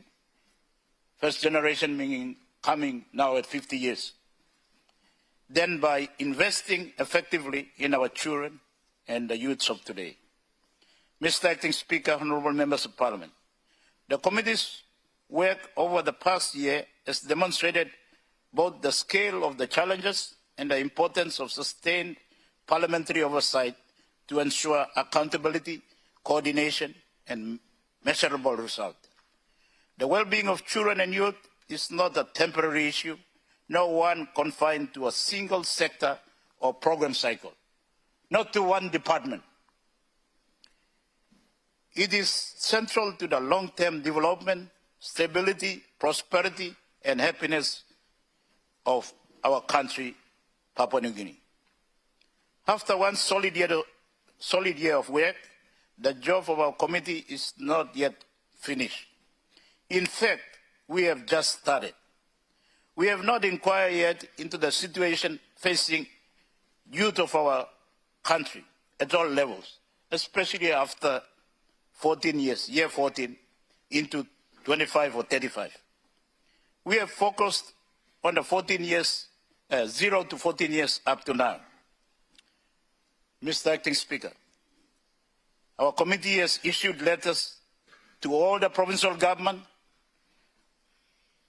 the autonomous ABG government, our municipal government in NCDC, and various government departments and agencies to submit report on all existing youth initiative programs and platforms initiated at all levels to ensure and provide for our youths of our country, especially between 15 to 30 or 35. I want to, on behalf of our committee, Mr. Acting Speaker, take this time to call on all the provincial governments and all the Department of State and agencies that have been approached to reply to this request for report. We must know what are being initiated for our young people, the youths of our country, other than the formal education system. And Mr. Acting Speaker, we have requested and asked politely for this report. But I want to say at this juncture that if the reports are not forthcoming, we will be compelled to summon all those who have been addressed to give report and use the power of our committee to penalize those who do not answer to this request from our committee. We must support the effort of the national government at all levels to show that we are at the provincial level, district level, these are the initiatives for young people. So they don't fall out.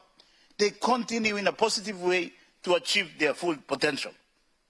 We all know the consequence, Mr. Acting Speaker, of neglecting our young people.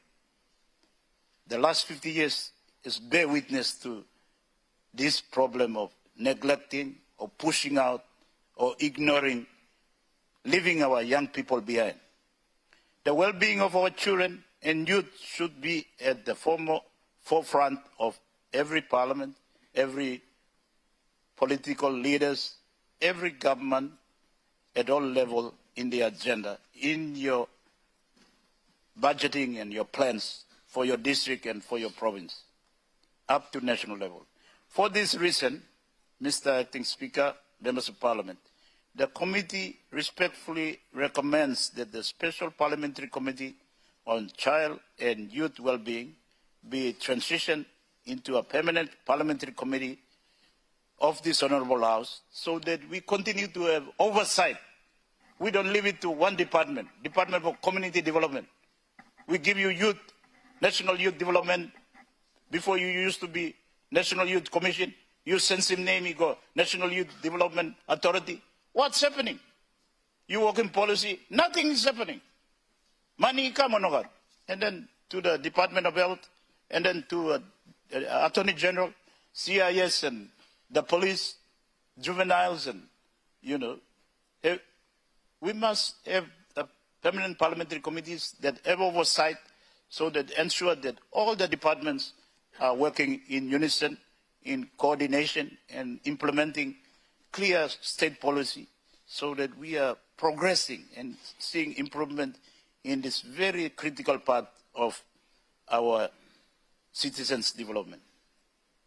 Such a step, Mr. Acting Speaker, members of Parliament, would institutionalize parliamentary leadership and ensure sustained national focus on child survival, child development, child protection, child participation, and youth well-being across successive government and national development plans.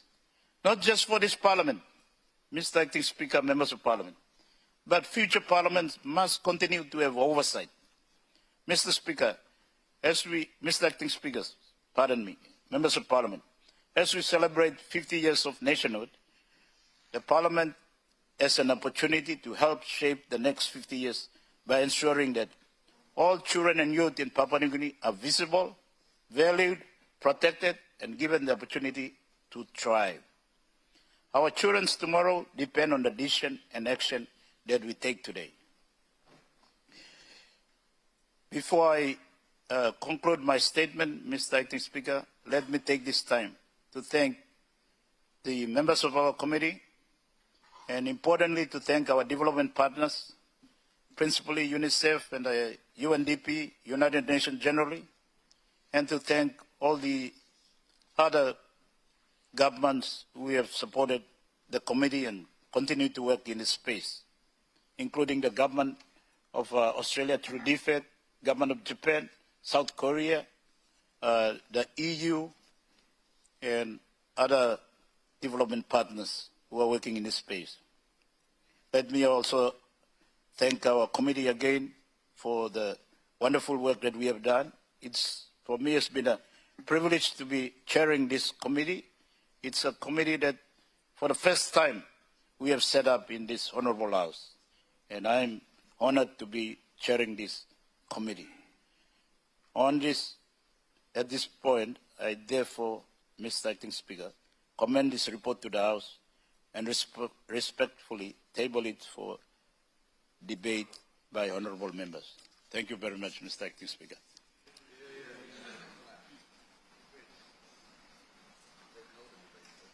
The Honorable Member for Habao.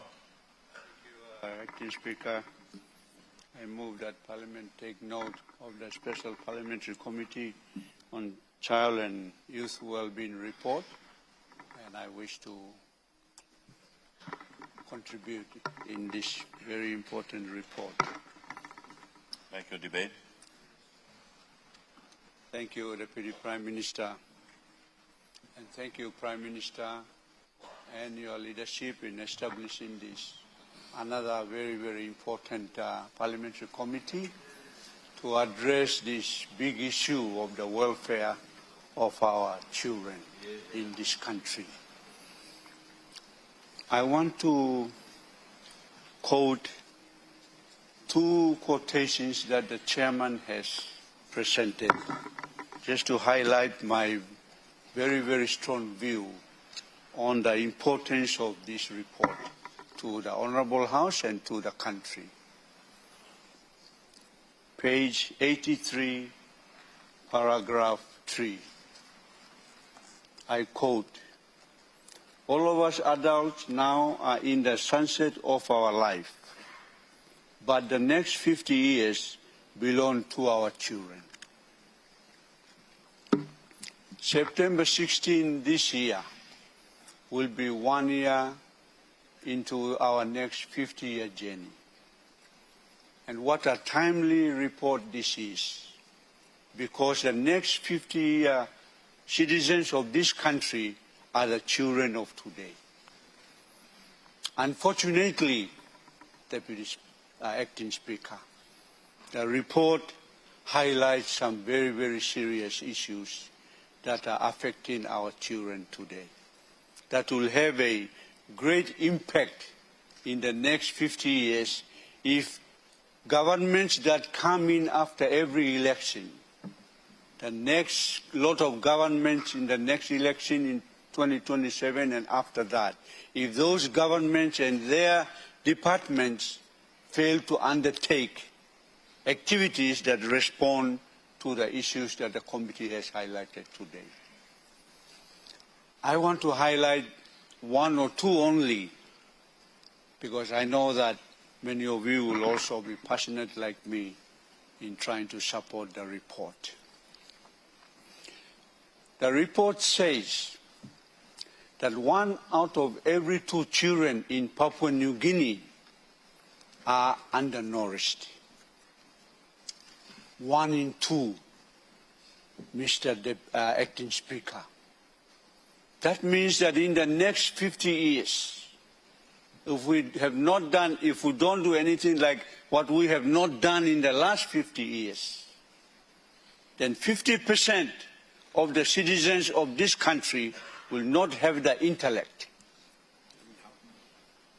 Not have the intellect to address the issues that affect them day to day. And in the next 50 years, the times will be more difficult, more challenging. Many of our children will not have the IQ to score the required entry requirements at the universities, or going overseas and competing with their global citizens outside of the country, because they are affected by this serious implication that the report has indicated. 50%, 1 in 2 of our children suffer seriously, Deputy Speaker. 3 years ago, or 5 years ago, the World Bank presented to us the same figures And then the Deputy Prime Minister and Attorney General, then Mr. David Stephen, led a team to address this particular specific issue. And then, like everything that we start, it just fell off on the way, and that has never been continued. Now that this report has confirmed those things, Mr. Acting Speaker, I don't want these issues to fall out of the way. So my strongest suggestion through you, Deputy Speaker, to the Prime Minister of today, I want you to mainstream this report. Mainstream this policy. When we say mainstream the policy, meaning that every agency of state, whether it's health, education, agriculture, defense, police, SOEs, constitutional bodies, they must have an input in the issues that are presented in this report. We call that mainstreaming. Unless we mainstream, there will be no institutional capability to take the actions required by the health department, for example. Health department must never allow 48% of the children not immunized. It cannot be accepted. It must never be accepted. So whoever is the departmental head, the minister responsible, they must report to Parliament through the minister, make sure that the children are 90% immunized. This is unacceptable today. The World Health Standard must be met. 80% of the children must always be immunized. Immunization in Banisia. So if only 60% of the garden is fenced, pig by coming inside the bagara kauka. That's what it means. When you don't immunize 80% plus of the children, diseases will come in any time in the epidemic or in the high mortality morbidity rates affecting the children because of lack of immunization. Mainstreaming means the Secretary and the Minister for Health must never allow immunization to drop at the global standard. They must be sacked if they allow the children immunization rate to drop to this report now, 48%. Cannot be accepted. Same with nutrition. Mr. Deputy Speaker, this nutrition issue is a big thing, yeah. At one time I debated. 9 o'clock in the morning, in NCD, all of us, we drive to all the schools, public schools around the city. 9 o'clock in the morning, all the mothers are sitting outside selling cheese pop, ice block, because the mothers in the house are not preparing their lunch. This has to stop. This must stop. By law, no mother must go and sell ice block or cheese pop outside the school fence or bubble gum. This has to stop. Because one in two of our children, their intellect is their body won't develop, their mind won't develop. If their body won't develop, how we can compete in FIFA or rugby? You mean by legally here? This is what's going to happen. Next 50 years, this generation. That's what we are giving the children now. I wanted to highlight this so it can shoot me. It's not something to laugh about.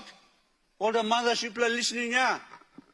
You don't send your child with cheese pop or go and give him 5 kina and go and buy cheese pop outside the mothers. I know SME, but it's a wrong SME for the future of our children. Deputy Speaker, please, can the Minister for Education, you're a good man, Minister. When you talk, I respect you. this is one area you really have to put it on your radar. Announce it, close it now.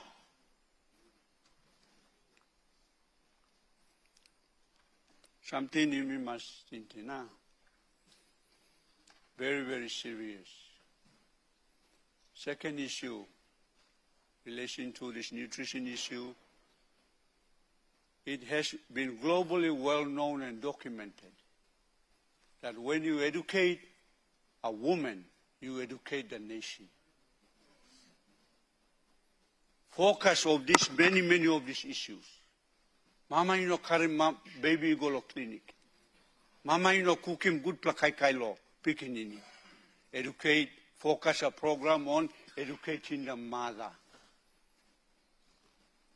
Mother, all these programs here, church programs here, SDA Catholic, my own United Church, many women's programs, government fund those programs. Teach the mothers how to cook nutritious food. Encourage the mother to go for family planning so that they can space. Family planning is the cheapest health program in the world. This country must have family planning services expanded throughout the country. If there is an intervention that is effective and efficient in this debate on educating the mother, is the family planning program. Don't talk about building regional hospitals, bringing CT scans or cancer, all this, they are okay. But primary health, this one in the debate that when the issue of gender was presented, I debated that mothers accessible free family planning will empower the woman. And in this argument, the mother has to have a breathing space, not picking in close to. With family planning, there is a space. Mother can rejuvenate her health mentally and spiritually. Take care of the few children that she has. Wake up on time. Cook. Good food. You don't have to be earning a big salary to cook good food. Plenty cow stuff, green stuff. Plenty. You don't go and buy cheese pop and put it in the child's bag or get the SME mother sitting outside of the Waigani Community School or Korobosha Community School. And then they buy all these things. Junk food, I call them. Mr. Deputy Speaker, I have stood to urge the Prime Minister today in this important, and there are many statistics that are really frightening. And my strong recommendation is mainstream. All get a departmental head. You kirap ya. Kirap and mainstream this. Agriculture department. You mainstream food security. Teach the children how to, mothers, how to go and cook good food. Department of Health, you train more nutritionists. We lack nutritionists in this country. Secretary for Health, the immunization program, it's cheaper. You got lots of support from our bilateral, multilateral friends. Mainstream it through you, because then you can then allow agencies that are vehicles for delivery to make sure that every policy and plan of every state agency of this beautiful country must take on board recommendations of this report. And I want to say that the recommendations, I have gone through them while the chairman was reading, they don't need a lot of money. This is not a high demand, financial demand policies. These are things that we should do anyway, with the same level of funding that departments receive. But because these are not mainstreamed, the D-head or the deputy or the FAS or the AS down the line or unit manager in the whole entire department, they don't worry about it because it's not in the... So my take today is for this must be implemented. I don't want this very good report that all of us will support today be treated like the Special Committee on Election report. We presented it 3 years ago, and now 9 months' time it's election, and this government has not implemented it. I don't want this report to go through the same thing. Election is okay, and something that not as special as all special, but for children, the next adult that this country will depend on, one or two of them will not make it to the level that the global citizens demand. High IQ, high physique, muscle, strong, sabe. They're not going. 50% of the next children, the next adults now, born in today, next 50 years, these children will suffer. That's the point I want to emphasize, Mr. Deputy Speaker. But mainstream this policy. People all get a minister, all get a department head. Please take this report and mainstream it into every activity that you got. Thank you. The Honourable Governor Oro. I also wish to debate this very important report presented by the Special Parliamentary Committee on Child and Youth Wellbeing. Mr. Speaker, at the outset, I wish to commend the Honourable Chairperson and members of the Special Parliamentary Committee on Child and Youth Wellbeing for what is clearly a comprehensive and thoughtful report. And I support the proposal that it become a permanent parliamentary committee. Their work reminds us that the true measure of any nation is not in its GDP, nor the height of its buildings, nor the wealth beneath its soil, but the condition of its children. And our children are not simply the leaders of tomorrow, they are the citizens today. They have rights today. They deserve protection, education, health care, and opportunity today.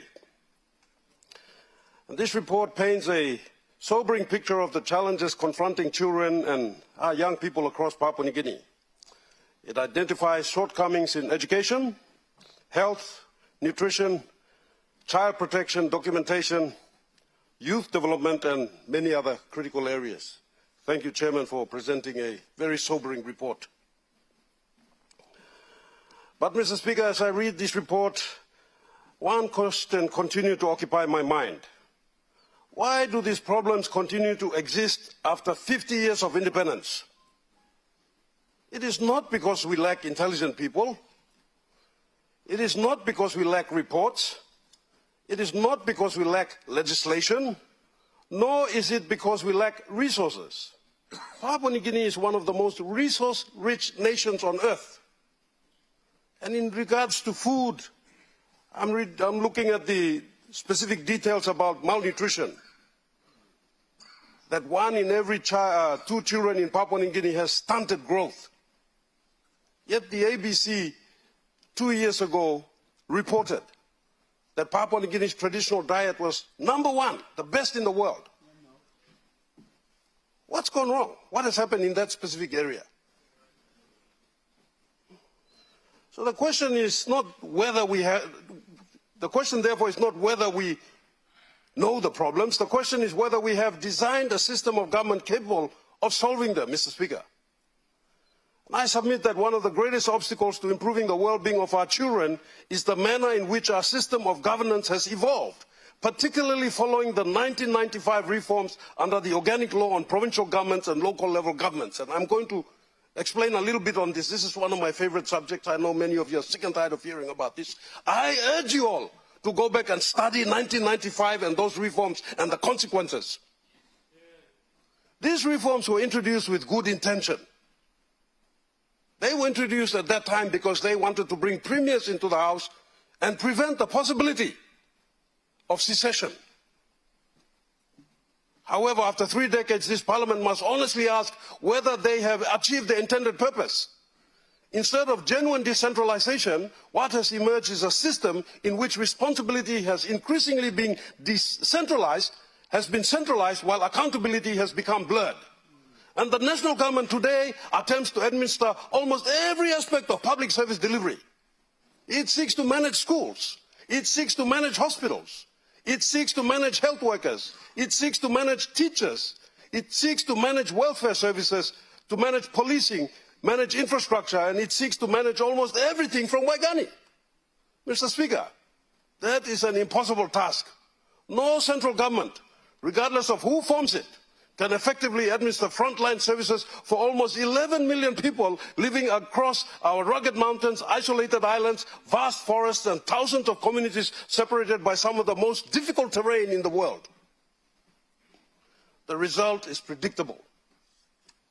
Decision-making becomes slow, resources are delayed, communities are neglected, service delivery deteriorates, and when services fail, all our people do not blame Waigani, they blame their governors, they blame provincial governments, they blame the local leaders, the DDAs. Yet these very leaders often lack the authority to appoint key officials, control staffing, direct resources, or coordinate the national agencies operating within their own provinces, Mr. Speaker. National government is supposed to develop in policy, standards, carry out inspections and audits to ensure that districts and provinces are maintaining those standards. That's not happening. They want to run around the entire country and do everything, holding workshops here, conferences there, hire cars, travel allowances. This is what they're doing. And after the 95 reforms, all the provinces, we have become redundant. We just sit and wait for Waigani. Now, people all get the governor, people line up, Waigani also blik magina, run, Peninsula Secretary na. This is the head of department na. Aye. We have created a system where responsibility is decentralized only when things go wrong. This is not decentralization. This is decentralized blame. The national government should not be trying to run every school, every health center, every aid post, and every district office. Its role is strategic. Its role should be to develop national policy, to establish minimum standards, to ensure equitable funding, to inspect, to audit, to measure performance, to enforce accountability. These are functions that only the national government can properly perform. And by contrast, provincial governments are far better placed to deliver services because they understand their geography, their culture, their languages, and the practical realities of their communities. But we need the resources. We are not getting the resources. For example, with GST, we are now only getting 60%. 60%. And the poorer provinces, well, that's hardly anything. The gateway provinces, Morobe and NCD, for instance, they get the larger bulk of GST. Smaller provinces are getting very little, minimal. Districts are almost like money. It's like 40% I'm supposed to go to district there. You blow open member, you blow got limitation. This blow money you blow similar DSIB. Minaplo limited infrastructure. Now service society by delivering also service. We take him opportunity to Prime Minister and Treasurer, please give 100% goal all get the provincial GST collections. So people can run him all district.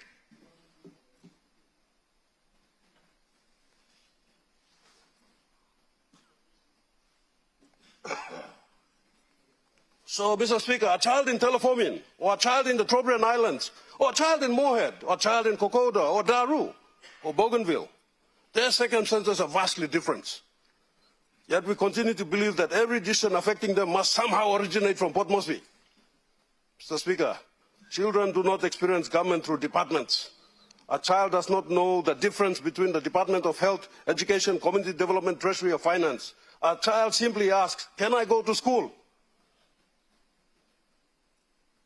Can I receive medical treatment? Can my parents register my birth? Can I drink clean water? Can I walk safely to school? Can I find employment when I finish my education? That child experiences government as one system. Unfortunately, our government too often functions as disconnected institutions operating in isolation from one another. Just today, Mr. Prime Minister was answering a question and he spoke about provincial administrators not responding or not delivering their reports. Prime Minister, that responsibility belongs to the Department of Provincial and Local Level Government. What are they doing? What about DPM? DPM is supposed to be developing KPIs and holding administrators accountable and monitoring their performance. That's not happening. These plasma meetings that are supposed to be rolled out every month by the Department of Provincial Local Level Government, that's not happening. They are supposed to be holding these organizations, the administrations to account. They're not doing that. And one work one governor. Run, chasing all administrator, working to work. Put the report play you every month. Now block grant, you don't give block grant too. Give money now and then hold us accountable.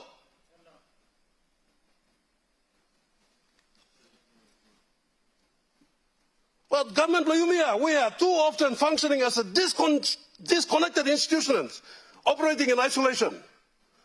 Mr. Speaker, this debate is therefore not merely about children. It is about governance. It is about whether we have created a system capable of delivering the outcomes we all seek. I believe the time has come for this Parliament to undertake an honest bipartisan review of the 1995 governance reforms. We've been holding governance conferences, we put in all these recommendations, nothing. When was something told them, come out them, oh, you plug an appointing PA, blah, blah. Now who said appointing monitoring performance PA?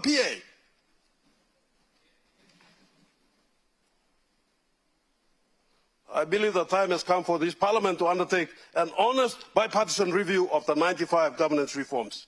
Not because we wish to criticize those who introduced them, but because after 30 years we have enough evidence to evaluate whether they have produced stronger services or weaker ones, whether they have improved accountability or diluted it, whether they have empowered provinces or merely shifted responsibility without authority.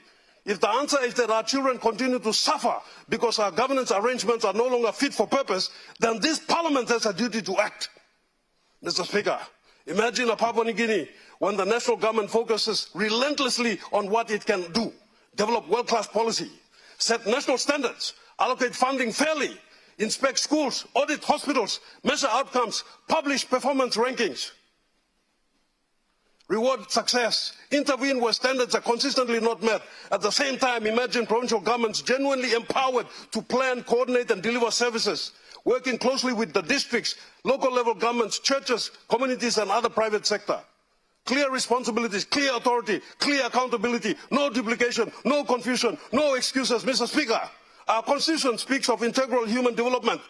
It calls upon us to hold and build a society in which every citizen has the opportunity to realize his or her full potential. If our children remain malnourished, if they cannot access education, if they lack basic health care, if they are victims of violence, if they leave school without hope, then we have failed, not because we lacked ambition, but because our institution failed them. This report should therefore become more than another parliamentary document placed upon a shelf. It should become the catalyst for fundamental governance reform. Finally, Mr. Speaker, I conclude with this thought. The success of our nation over the next 50 years will not be determined by how much gold we mine, how much LNG we export, or how many roads we build. It will be determined by whether the child born today in every province of Papua New Guinea has a better chance to survive, to learn, to grow, to be protected, and to fulfill his or her potential than the child born yesterday. If our governance system does not enable that outcome, then it is not the children who must adapt to the system. It is the system that must adapt to serve our children. I commend this report to the House, and I urge that the recommendations be accompanied by a comprehensive review of our governance framework so that the next generation inherits not merely our aspirations, but a state capable of fulfilling them. Thank you, Mr. Speaker. Honourable Member for North Wagi. Thank you, Deputy Speaker Luke Saolomi. Me like to thank you, Governor Blo NCD, Honourable Paul Spakop, Lo Karen One Lo Good Special Parliamentary Committee report Lo Child and Youth Development. Thank you, Governor Blo NCD, Honourable Paul Spakop. Mr. Speaker, number one priority blo plus stop additional house and blo tingim all man na meri na pigni by sleep good, sindan good, kai good, school good, kisimarasin good, staff good la and priority blo additional house. All man makim yumi blo comes additional house lo tingim all so that all can find in good Sidan. Me look in this report. Nami Worry no go through. Meeting awesome. Me Papua New Guinea alright here. Meeting all the picnic alright, all youths alright, country alright. The time you look into the report, meeting awesome. Still you make this country and got problem.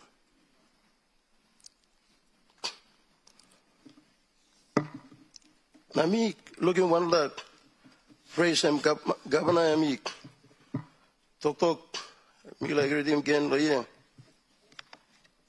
Mr. Speaker, sorry.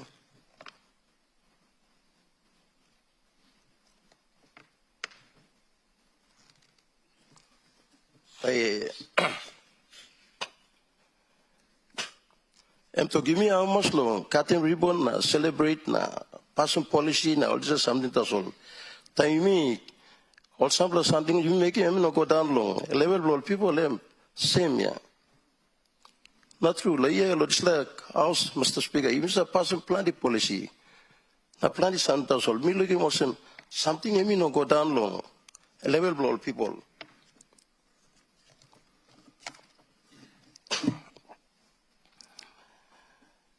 Mr. Speaker, Narla Miluki, ma'am. Sorry. Anyway, beyond by me talk, Mr. Speaker. Now, lo pot mospe by you looking plenty all picnic all stable road. Now you pack him car all by asking him money. Na sample man or lake no go to by you looking all stable store nabat na asking him money too. Now you go to a place, sample man thinking blow them nabat na all stop. So this line really Muslim sample something you mean make him blow this line. Now you old man all stop nabat. Now me looking Muslim one la part now governor report Muslim you pass some budget, you pass some policy. True and work him no come up long province na district. Report them stuff me like talk that's all. Me no find him. That's all. Mr. Speaker, this is me no same. All get something centralized here long. Wagani. I think all head of department now, all secretary, all no. Salon work or work money go to district or sample policy or sample san you make him loyal or parliament, you know go lo province na district yet. So lo district na province lo not wagi lo place lo me. Him no got here. No got here. No got one la man lo department em can kona help me lo set him up all this la department la look at him all youths na look at him all child welfare all this la em no got to. So me lo plenty em so stable lo wagani em stable yet lo ye. So say more spreading go tablo lo district na provincial level let me look more some this like kind problem member now come up to. So meeting was him speaker. I think all minister, all kissing minister, all not can sleep one time. Secretary, lo same mattress. Na mas. Mr. Speaker, me like all ministers must talk strong long. Secretary long all. Now almost salam karam sample policy na one Sunday me pass him yeah almost carrying for the place na almost implement him too. All good Sunday me to lemo standing staff lo wagani. You know go out long. Province na district yet. Also na looking me still we got big problems up. So now I'm public servant na minister time blow making this law work. Now this law report now Governor Paus Pogo report him. You must give some good result after 5 or 10 years time. Narla am talk long, Mr. Speaker am talk long. Early childhood education. Pickle something. Me come legislative background. So country Papua New Guinea depend long early foundation. Time old man all big club finish. All come big club finish. You like school molo, you like straight molo, all banana. Boss sample person all plan finish lo bell blow lamp stop. You put him all calabos all come back again, all still by making same person yet. Mr. Speaker, early childhood preschool. Now you may talk again. Only person make minister, so you may not implement him yet. You may not implement him, you may not work in preschool yet.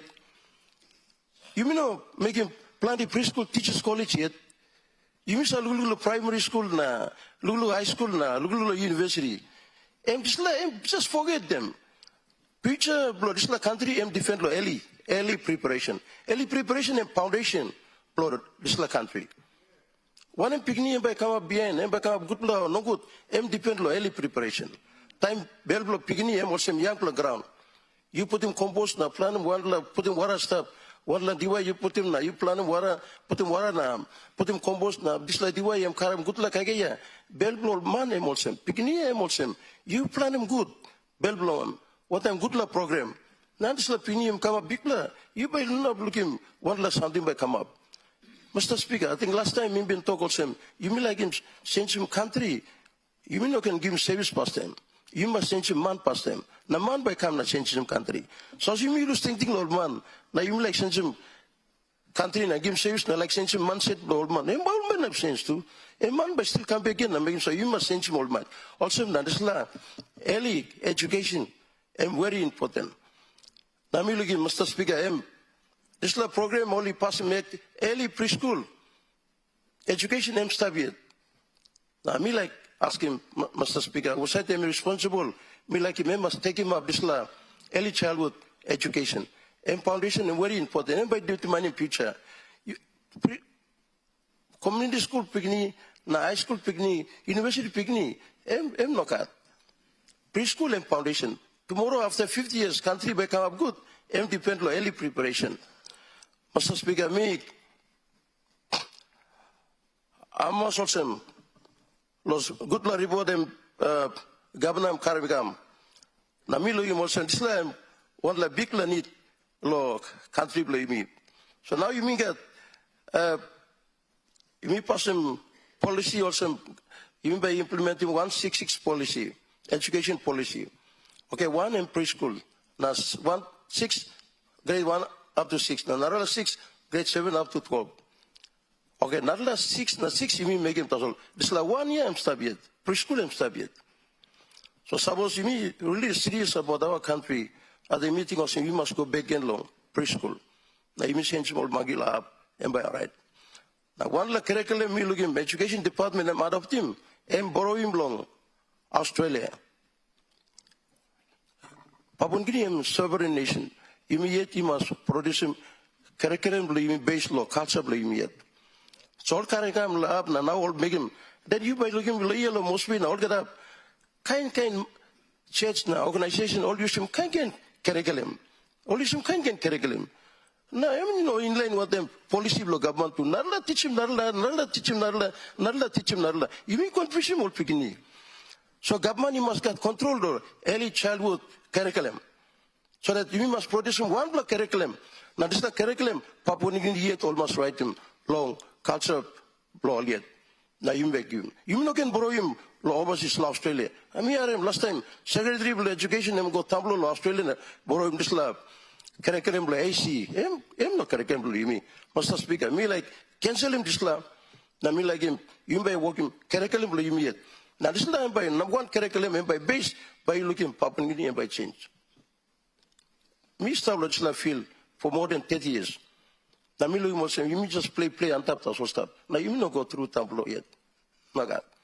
Also now you looking now Governor Karim report come now talk you me got legislative issue. So you me go back in law, early childhood preparation, even child legislative program to empower to by coming said. How lo lugatin picking how lo give kage all this program I'm starting to sell so that picking them back up.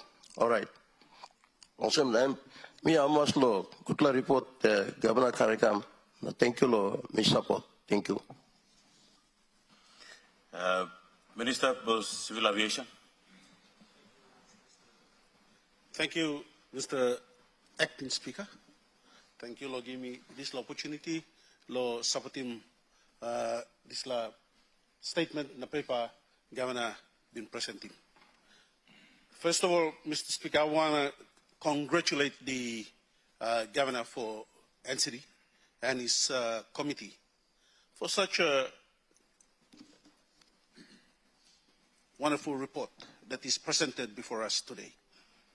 The adaptation of this report must be taken very, very seriously. Mr. Speaker, as I stand here to give my support to this presentation, that was done this morning. I would also like to agree with all the speakers who have spoken before me, especially the presentation by Se Pukatemu, the Honourable Member for Abau. Mr. Speaker,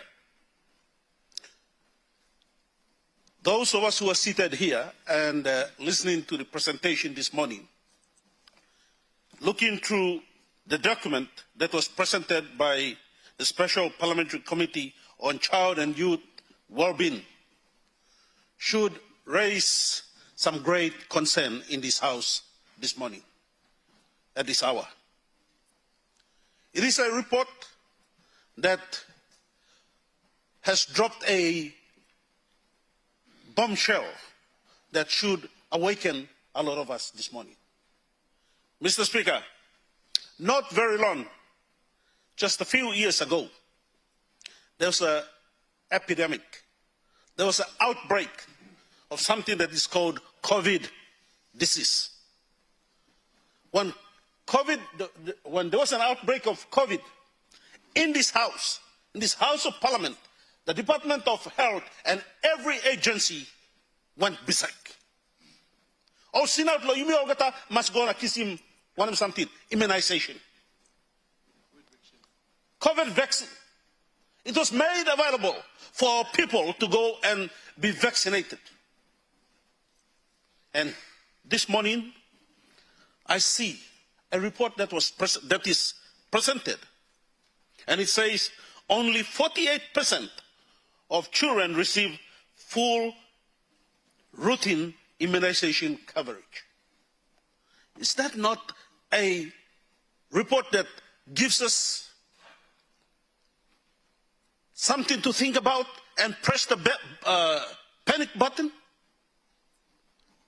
That when the COVID outbreak came into this country, you may all get a rush logo kisim this vaccination. And today we hear that only 48% of our population, of our young children, our people who will be the future leaders of this nation and citizens of this nation, 48% only are immunized. What's happened to the 52%? That responsibility now comes back to us, ladies and gentlemen. That responsibility comes back to the leaders of this nation, the provincial governments, the LLGs. And I believe that this report that is presented to us this morning must be taken very seriously with departments.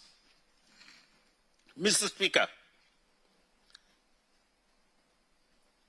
when you talk about immunization, 80% of Papua New Guineans still live in rural communities. 80% of our population still live in rural communities. Ground in Minnesota, the healthiest kaika you can find in Low Planet Earth is go back to your land. We must encourage our people to cultivate, to go back to the land. We don't say why. You may come and you may like or fast food or present him. Easy food you may call him. You may go to takeaways and you may buy him scone. Now come side him lick soup na you may Go back and cultivate our land. Papua New Guinea no sort lo girao. Just a few days ago, I drove from Alatau to Port Moresby. Namikam, I was impressed with the vast land that we have that is yet to be inhabited. Now, get our people to go back and cultivate the land. Government has made funding available. Now we must take the initiative to get to our people, to educate our people, the young people that the member was just talking about. We need to get them educated. That this la kaikai you kaikai now inside Lostoya, am not healthy. Go back na kaikai. Organic food that is grown back home. Mr. Speaker, I would like to also say that Papua New Guinea is vastly blessed with waterways. You mean talk water and sanitation. And yet Papua New Guinea has got waterways that you will never find in other parts of the world. Water is abundant in our country. But it gives us the responsibility that we must bring those resources closer to our people. You may like more people blame you drink good water, fresh water. Governor NCD talk, Chairman talk Osam. Water must be made available so that all mama can go work in laundry or can go on a washing plate. Now you can wash him as well. But those resources you may got finished inside the country. We must bring it closer to our people. And I mean, must talk thank you. The government, the past governments where DSIP is made available to our people. It is incumbent upon us to make certain that water is made available in our villages. It must be made compulsory. We must capture that. We must capture that in policy, that every village must have running water. Mr. Speaker, Tete time mi hari musa talk, it brings me the question of lack of education. Educating our people, not only kids, but our diplomat Mary. Lo understanding that only 48% of our children are immunized. What about the 52%? Can we get into aggressive advertisement, billboards out in public areas? In a long time, by election come up. 8 months from now, you will see billboards being raised right throughout the country. Vote him this man, vote him this man. It gives us the greatest opportunity to put up billboards to tell our people, is your child immunized? I think now, thank you, Prime Minister, and thank you, Government. This appointment will now mix him as Civil Aviation Minister. From our organization, we must be serious that every person who comes in to check in must have a leaflet attached to his ticket or given over the counter. Is your child immunized? And every department must take it seriously.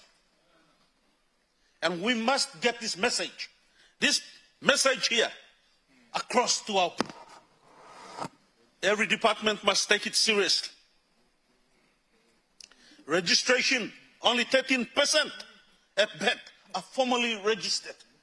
This is a big worry. Data is important. Data is very important for development of nations.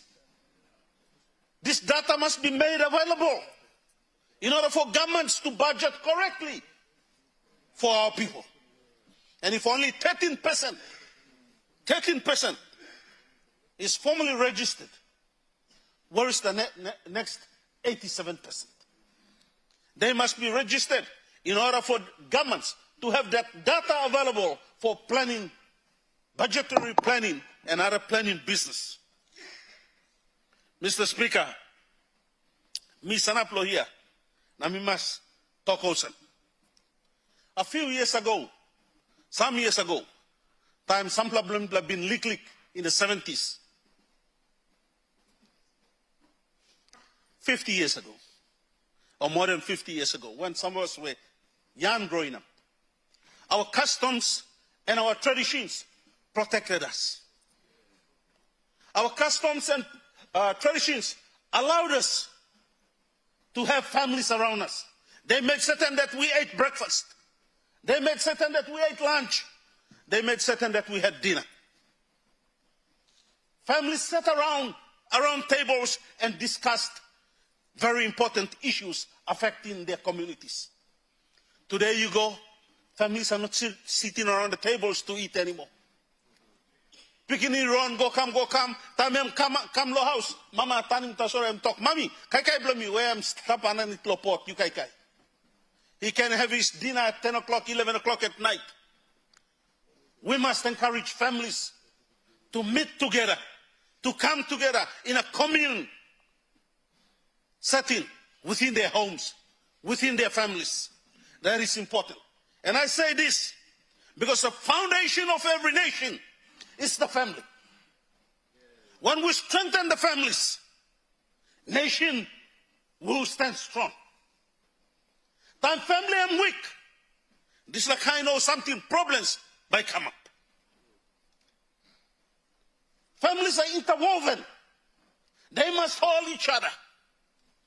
Discipline come up within families. In all of school, it starts at home. From the family, the fabric of nation, the family is strong. And come out and go to school, he'll be disciplined. You expect the teacher to discipline him? No, God. The first teacher is the mother and father. When the mother and father are strong, the kid is disciplined, he rises up, he grows up to be a good citizen of this nation.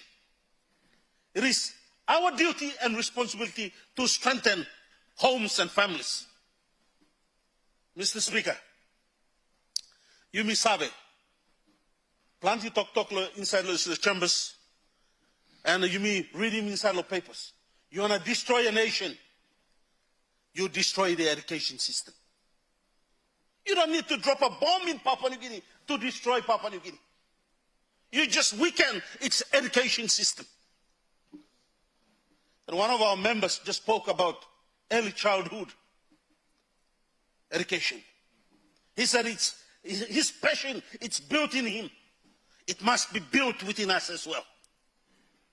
I'll just give you an example. Now, please don't get me wrong. Let me try to In 2012, when I got elected, and I went down to my people, I wanted to go out to the villages and visit my people. As soon as I got into one of the villages, they put him tamiok lo neck blomi. Napla come put him bush knife lo neck blomi. Napla shoot him spear come na miss him leg blomi. And my uncles and my people who were with me, officials said, you lose him na you go. I said, I'm not going. I want to get to the bottom, the root of the cause of this problem. I'll walk him go na me stand up. Eventually me talk, what's your problem? I'm talk, me finish in grade 12. You play no look me. Me stop look place. That drove a nail into my mind, into my head, into my heart. In the last parliament, I brought a report and presented it to the Minister for Education and the Minister for Higher Education at the time. He sits right next to me. I presented a report that was approved by the District Development Authority, the DDA.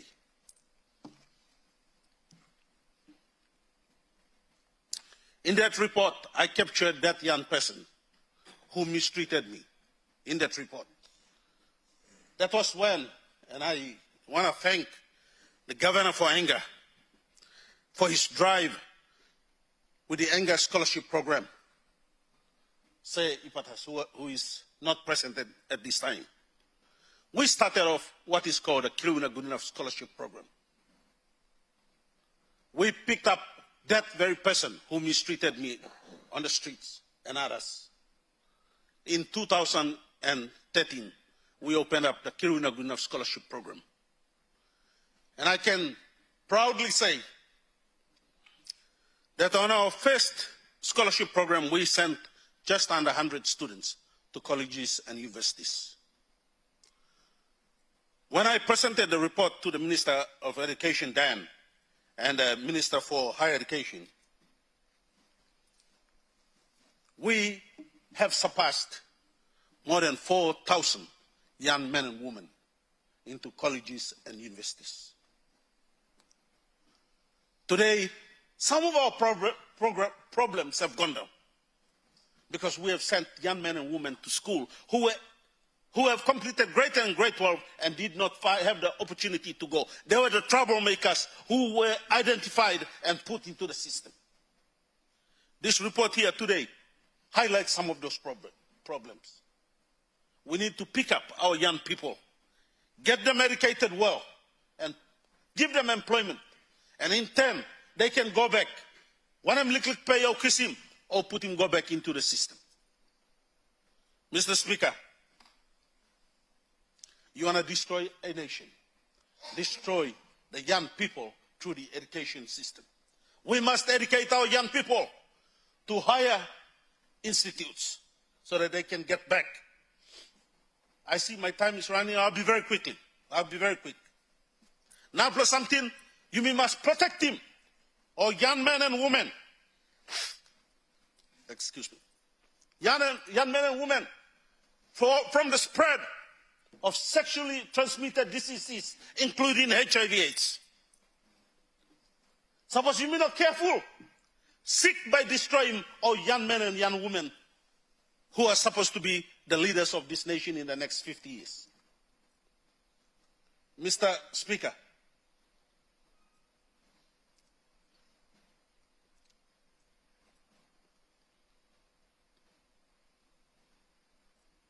you like planting pawpaw, but you harvesting pawpaw.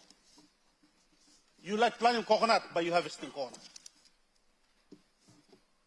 You don't have harvesting pawpaw and go and harvesting coconut. You don't expect our education system to do likewise. You like him picking to come up good citizens tomorrow, educate them well today, discipline them well today. Let's get the immunization programs into all the schools right throughout the country, into every church in the country. The institutes are already there. Let's get into those systems and get into immunizing our children. We must protect our waterways. Minister Forest, all water will dry tete, because the buffer zones that were not supposed to be cut down have been cut down today. Waters are running dry. As I was driving from Abao down, I was surprised that logging areas have gone right into the river systems. And those river systems will run dry because we have attacked their protection. We must protect our forests for tomorrow's purpose. Mr. Speaker, let me finish by putting this to this House. Our customs and traditions are being eroded. Being eroded very, very fast with modern technology. We must allow our tumbuna passing traditions and customs to be passed down to our young people today. These are very important for us. I stand in here to support those speakers who have spoke before me, like Sir Puka, Honorable Gary Jufa, Governor of Oro, and others who have spoken before me, that this report must be adopted and seriously adopted by this House. And I want to take this opportunity to congratulate Governor Poes Pakop and your committee for a job well done. Thank you. Now I think now you may look in, Mr. Speaker. Plenty of committee, all operate, all work in good work. Now me like encourage you on APLA committee as well, that such reports that bring benefit to this House must be brought and presented to this House so that you can debate also. Thank you very much, Mr. Speaker. Honorable Opposition Leader. Thank you, Acting Speaker. Acting Speaker, I too want to contribute to this very important debate. Firstly, I'd like to commend the committee led by the good Governor, the Honourable Poes Pakop, for outstanding work on a topic that is so important to the future of Papua New Guinea. Mr. Acting Speaker, my contribution will be short. I take note of all other honourable leaders that have contributed to the debate and raised some extremely important issues. Two that really stand out, Mr. Acting Speaker, is if we don't address the issue of our children now, for the next 50 years, we risk not having a country. It's just, that's how critical this whole issue is. We've been talking about the youth bulge, about how 60% of the current population is over the age of 18. They have no jobs, they're unemployed. They're presenting a huge challenge on social amenities, on communities throughout the country. rural districts, peri-urban parts of the city, in the city. We can see it everywhere. And now the committee has presented their findings on our children. Mr. Acting Speaker, every time the honourable leaders leave Parliament, go back to the districts or go home, they're interacting with their children who might be there, might be in school. They're talking, they understand that they are fathers, they're uncles, they're grandfathers. And we have to extend that scope to think about all the other children that are also in the country and their future. Because there's just only 118 of us here right now, give or take a few numbers, and we're not producing enough kids to form a country if we don't promote the whole idea of equity. And coming back to some of the key points that were raised, Mr. Acting Speaker, by the other my learned colleagues, about the fact that the decisions that are made in Waigani aren't trickling down to the district and provincial levels. So when I'm looking at the executive government, Acting Speaker, the Prime Minister, NEC, and all the ministers of cabinet, why haven't we addressed this issue, the paradox of a country so rich, endowed with all these natural resources, yet so poor, Acting Speaker? With all this knowledge, with all these skills, with all this experience, the composition of the executive government, all the ministers of state, why are we still talking about these issues that shouldn't be an issue in 2026, in modern Papua New Guinea, 50 years of independence? We've been sleeping, Mr. Acting Speaker. We've just been sleeping. It's not a resource problem. It's not a policy problem. It's a management problem. We're making decisions in Waigani, and these decisions aren't degenerating to work at the district and provincial level, Acting Speaker. The system is not working, and we haven't spent enough time applying introspection to really critically evaluate the root cause. Why isn't it working? Who's not performing?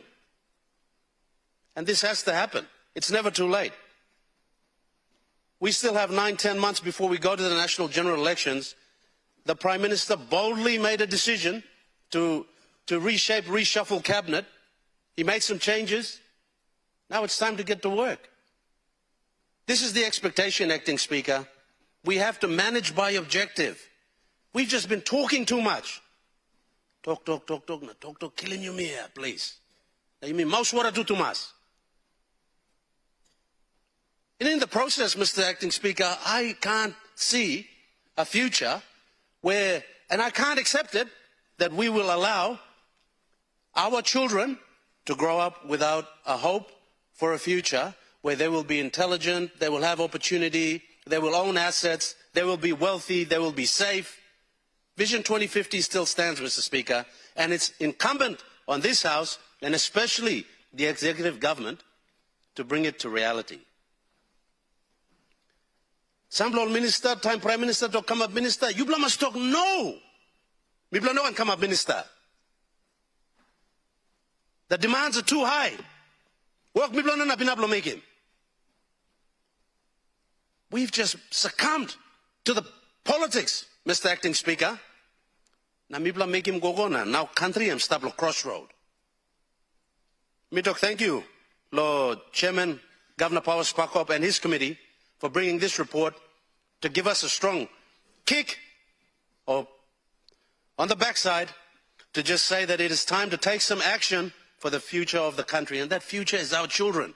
They're so fragile, they're so important, they're so delicate, and they demand our best, Acting Speaker. With that, Acting Speaker, that is my contribution to the debate. I highly commend this report, and I strongly ask the Prime Minister and other honourable leaders that we wholly adopt the recommendations and we start to implement them forthwith. Thank you, Acting Speaker. Member of Wawaria. Thank you, Acting Speaker. I also wish to contribute to this debate as one of the committee members of this special parliamentary committee. Okay, firstly, I would like to commend my chairman and the governor for NCD, for not also the chairman of this committee, but also the chairman of Gender Equality and Women's Empowerment Committee too. So Governor has done so well in both parliamentary committees and President report, and I truly appreciate his level of wisdom and leadership in directing special committees, especially in women and now with children and youth. So I think the main issue from the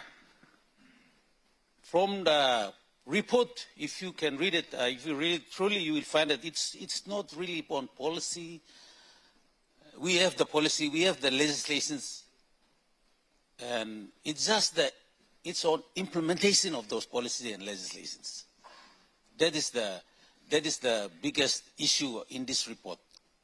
And not only on this report, but on all parliamentary reports, is the implementation.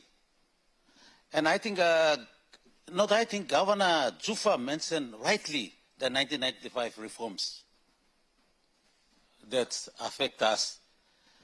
What I believe is us, the parliamentarians. When we were elected into the parliament to make decisions and recommendations in this house. Now, there are several decisions that there's several pathways that we make decisions. And one of those pathways is through parliamentary committees, that we bring the recommendation into the floor of parliament. Other pathways through debates, grievance debate, questions without notice.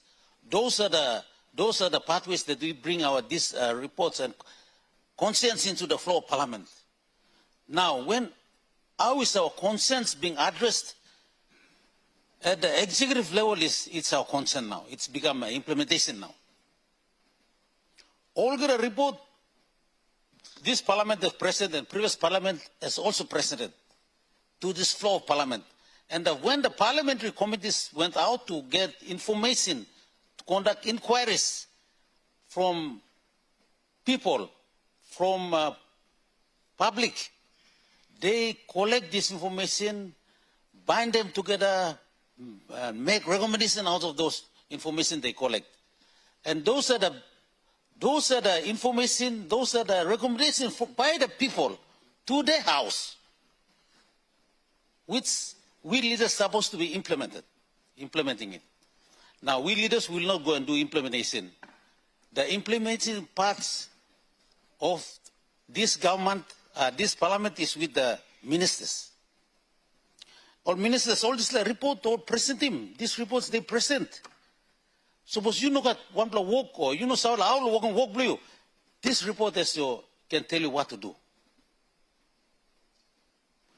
This parliamentary report has something about health, has something about education, has something about law and order, has something about youth. All there is something, one department, all there is stuff, all there is parliamentary report. Not only on this committee report, but from previous other committees too. My committee as well. The secretaries of the departments do not sit in this parliament. The advisors do not sit in this parliament. We ministers, we sit in this parliament. We members and we ministers sit in this parliament. So time for president report lo parliament, you minister sim na go gim lo secretary blue. Togim lo redeem na implement him also something. All the time people come president him na adopt him stuff. Em report here ino blo mibla lugim na lusum laya. You bla lookim na kare mi go na give more secretary bla conducting meeting if discussing on these reports.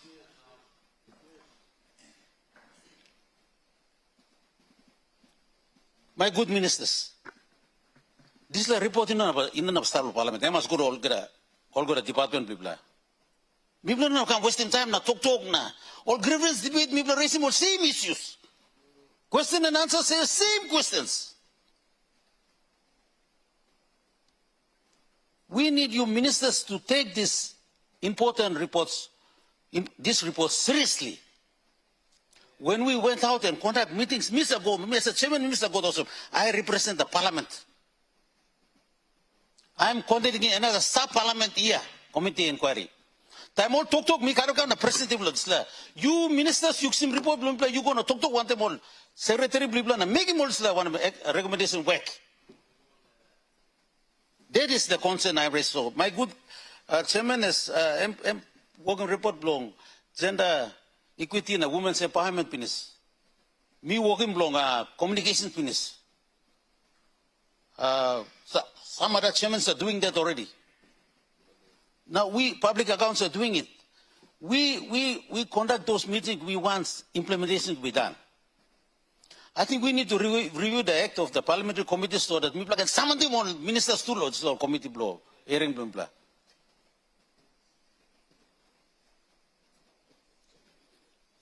Okay, the cost numbers, you go to statistics, the cost of the consequences, the human cost of not implementing is now shown on this report, the human cost. 48% of immunization. Children are 48%. That means 52% of children are not immunized. That's the human cost of not implementing a policy. 48 almost 100 beginning stop 48 or some suit immunization na 52 all no some suit.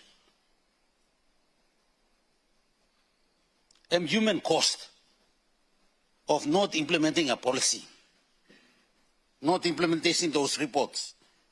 Narapla. 48% standing. That means 52% they will not reach their full potential.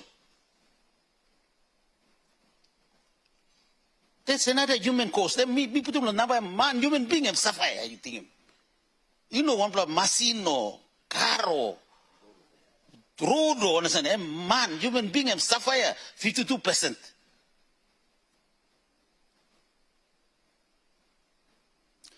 %13% arrested. That means 87% we are not accounted for.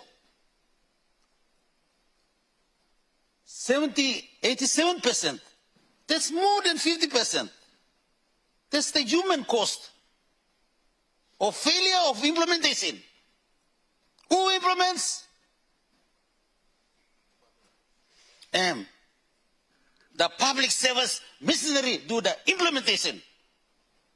We are the policy makers.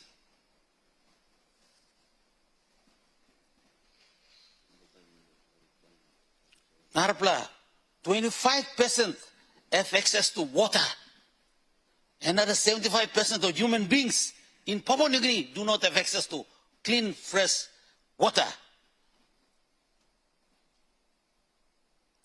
That's just I'm no number. Human beings are suffering.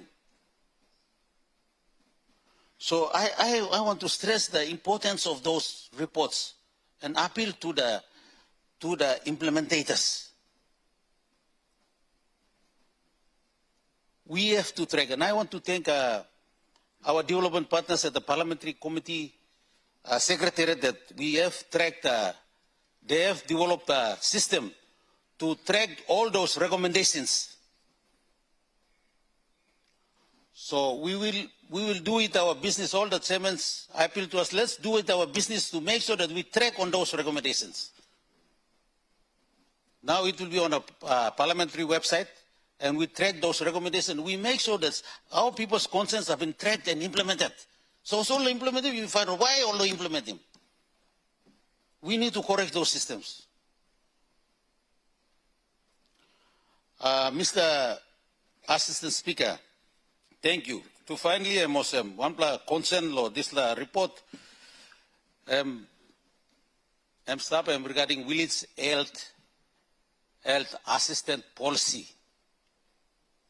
Na, I think some plan the Papua New Guineans we plus our you blow na come up lausik. El postret. Or some line lo plus. Or LP mama bibla na karem yubla.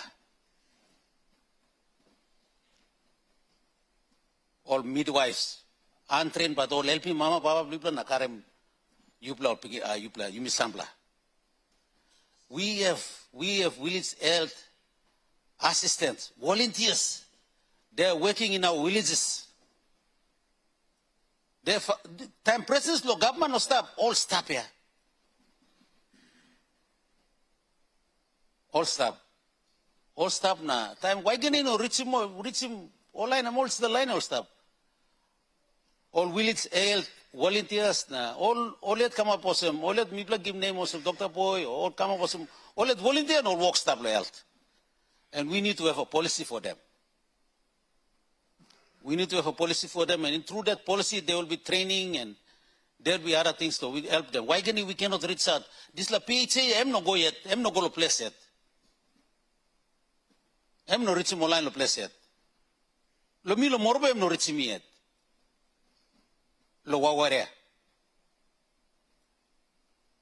So I appeal to the new Minister of Acting Assistant Speaker through you to the new Minister of Health, make it your priority to have that policy, village health assistant policy in place so we can formalize them into the health structure.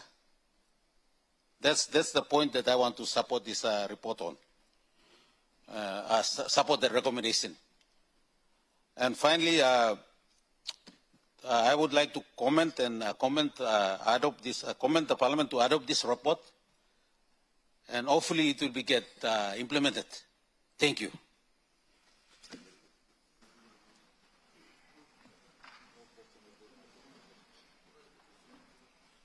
Governor Isibik. Mr.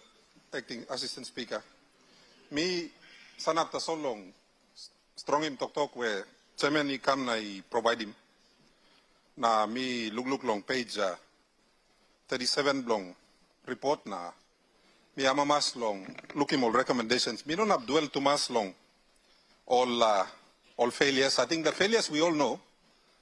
The question is how to solve them. And it's interesting that this morning for the first time I heard a governor in the Pangu caucus actually speak about block grants. I've been talking about block grants for such a long time that it's almost becoming a swear word, Mr. Assistant Speaker. When I look at the recommendations in this report, and again, my commendations to the committee for the fine work it has done, and I have to say that in my province, these are the things we've been tackling for the last 9 years. And many times issues arise, like for example, the issue of data driving decision making. That's on page 37. It's interesting that a parliamentary report mentions this. Many times in Parliament, we make decisions in the absence of data. We make decisions based on how we feel, and therefore we've got nothing to measure the implementation against. And if you will recall my criticism of the Prime Minister's desktop report on the performance of the government, it was essentially based on the fact that they were not measuring against anything. And this then cascades down, and it comes back to, what is the logical framework we use to manage our country? And it comes back to things like Vision 2050. It comes back to things like the medium-term development plans. The medium-term development plans are so critical, not just to this government, but to any government. And for those who want to understand the reason behind the planning framework that the Department of National Planning manages, and a lot of these things are already there. For instance, you've got the planning framework. You've also got the minimum service delivery requirements set out for provinces, for districts, for local level governments, all the way down to ward level. And those minimum requirements are actually managed by the Department of National Planning. And they've been managed by the Department of National Planning for at least the last 15 years. What happens is that those minimum standards do not feed into DDA decision making. They do not feed into national government decision making, because if they did, it would impact on the medium-term development plan outcomes, Mr. Speaker. For example, under the leadership of the former Minister for Planning, Mr. Charles Abel, in about 2014 or 2015, the O'Neill government made an adjustment to align the medium-term development plans with every successive government coming in. And so, when the Pangu government came in 2022, a medium-term development plan was launched by this government. Now, these issues we are discussing here, if you go and look at the medium-term development plan launched by the Pangu government, all of these things are actually in the medium-term development plan 4. Now, the question is, who was implementing those things? Who was being held accountable? We know that everyone's been spending money, but no one is being held accountable to produce these results. Now we pick up this report that points out all of the gaps. Mipla spending record budget after record budget. Now this record budget, I mean, not change him. In fact, the data shows that it's gotten worse, Mr. Speaker. And that's why I'm happy to see this report. When I look at the recommendations under 4.5, you've got 1, 2, 3, 4, 5 major recommendations. These recommendations suggest that you have a system failure. You have a system that is disconnected. So, all get a delivery way, all member yok lo wokim lo DDA blong, they are not connected to any high-level delivery in the medium-term development plan 4. Stop. All member yok lo wokim project lo like law. And that's not a criticism, I'm stating a fact. Because if you are going to have a whole-of-government approach, the whole-of-government approach is contained in the medium-term development plan. Deliberately, by design. The design is already there, but subsequent governments are ignoring how our state is designed and how it's supposed to deliver these things, Mr. Speaker. I'm not surprised that strengthening governance and accountability is number 1. I'm not surprised at all. That's their number 1 recommendation on how to fix these things. Accelerate community-based primary health care. Mr. Speaker, things like water supplies. ECP provincial government is implementing one clean water program in 2018 year to come. Recognizing that clean water supplies, and we've had no help from national government, no help from donors, we've been doing it ourselves. And we are trying to provide clean water as much as we can with the very limited resources that we have. Now, Mr. Speaker, when you are running a system, the parts of the system it's like a gear. One plug cog and by meeting narpla cog and by spinning narpla gear. We don't have that in the country. Whatever is happening in isolation. Everybody is doing their own initiatives, and these initiatives are not adding to the total country outcome. Unfortunately, sadly, when I proposed the block grant model a few years ago, it came with a system on how to manage performance. What's lacking is a performance management system for the country. However, if you look inside the medium-term development plan, there's a performance management framework in the plan.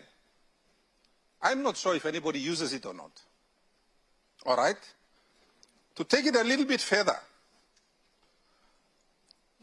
if you are going to manage a system, you need people in charge of the different points in the system so you can go back and measure how they are performing.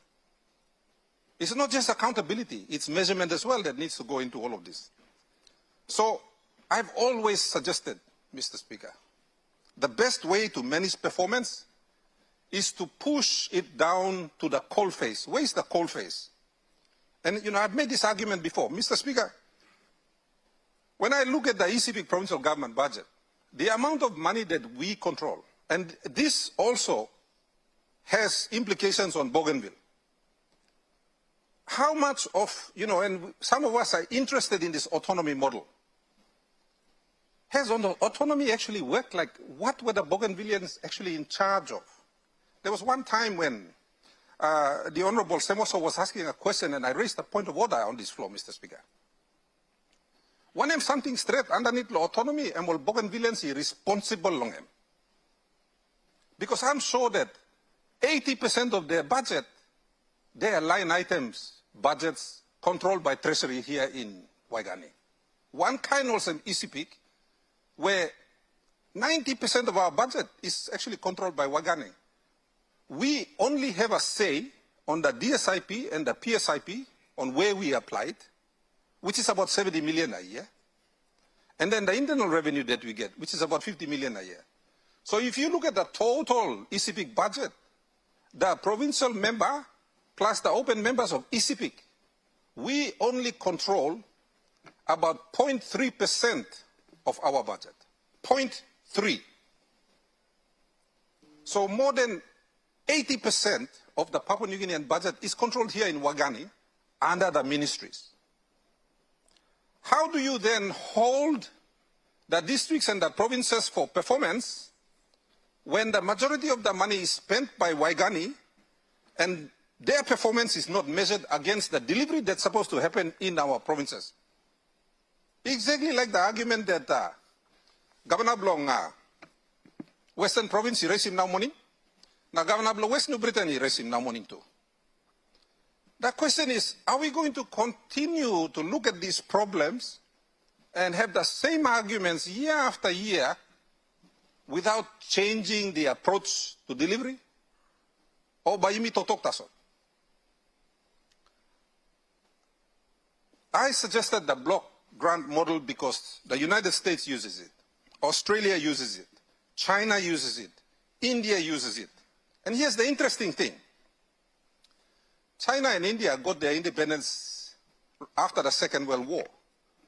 So they were not independent for more than, say, they're not even 100 years old yet, these two countries.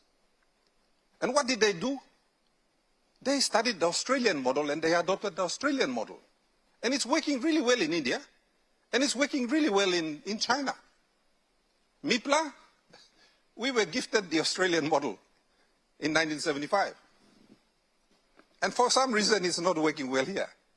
And I've been saying it from day one. The reason is, if you give 0.3% of the budget to a province, you are expecting a 0.3% performance. If you leave 80% of the budget with the national agencies, which comes under your ministers, then you are responsible for 80% of the performance of this country.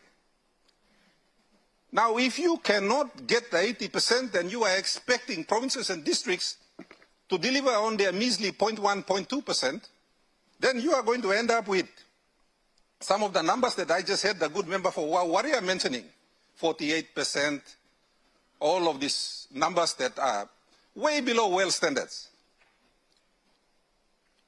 So I'm suggesting that the system needs to be realigned. If you go to Canberra, Canberra won't legally get administration the solicitor. When you go to Sydney, you go to New South Wales, you go to, and Plenty Blue Plus, I go around watching rugby close to him. You plus are going to look him, yeah? You plus are going to look him rugby, or you plus are going to study system long all Australians. You need to understand why their systems are working. Don't just go and look at the rugby, look at the system. Rugby, you can watch him on TV, a system have no stop on TV. If you understand that the system works because it is financed, as Governor Powie keeps saying, finance it. Don't just finance it, go down and check it. These are the things that are missing, Mr. Speaker. And to go to the point raised by some of our honorable leaders in this house, by you me talk to Asolna, nogat man by take note na try no senisim. I will remain critical of any government front bench because the front bench controls 80% of the resources of this country. 20% as well as Kelim Guran all provinces. And even then, they still control 90% of the expenditure of a province. All get a province by stabbles and baby na drink susul or waigani na yupla by feed him, or are you going to empower them, hold them responsible for delivering the accounts, the performance, So when they deliver the performance, you can come down and measure it. Set performance targets for all the provinces. What is the infant mortality rate? One province we got big problem of infant mortality. Malaria, set in. Water, which provinces are lacking clean water supplies? Okay, what do we do to attack that? If it's literacy, for example, in Isipik, I know that 55% of my children are not even getting a pass mark. Also fail because they are scoring below 49% in their exams. I know that about my province. So I am trying hard to improve the education system so that if there are children going to be failing in my province, at least it's not 55%. Me like him also 80 or 90% long all pingin in Isipik. Only must kiss him good play education na kami go na ino can fail lo namel.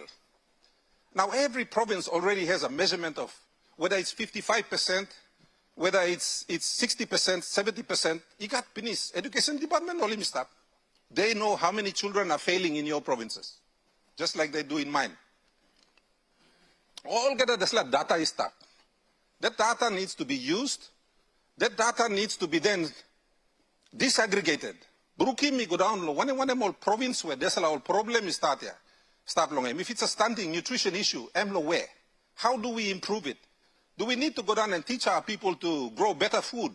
Do they need to grow legumes like peanuts, beans, and Nari stop.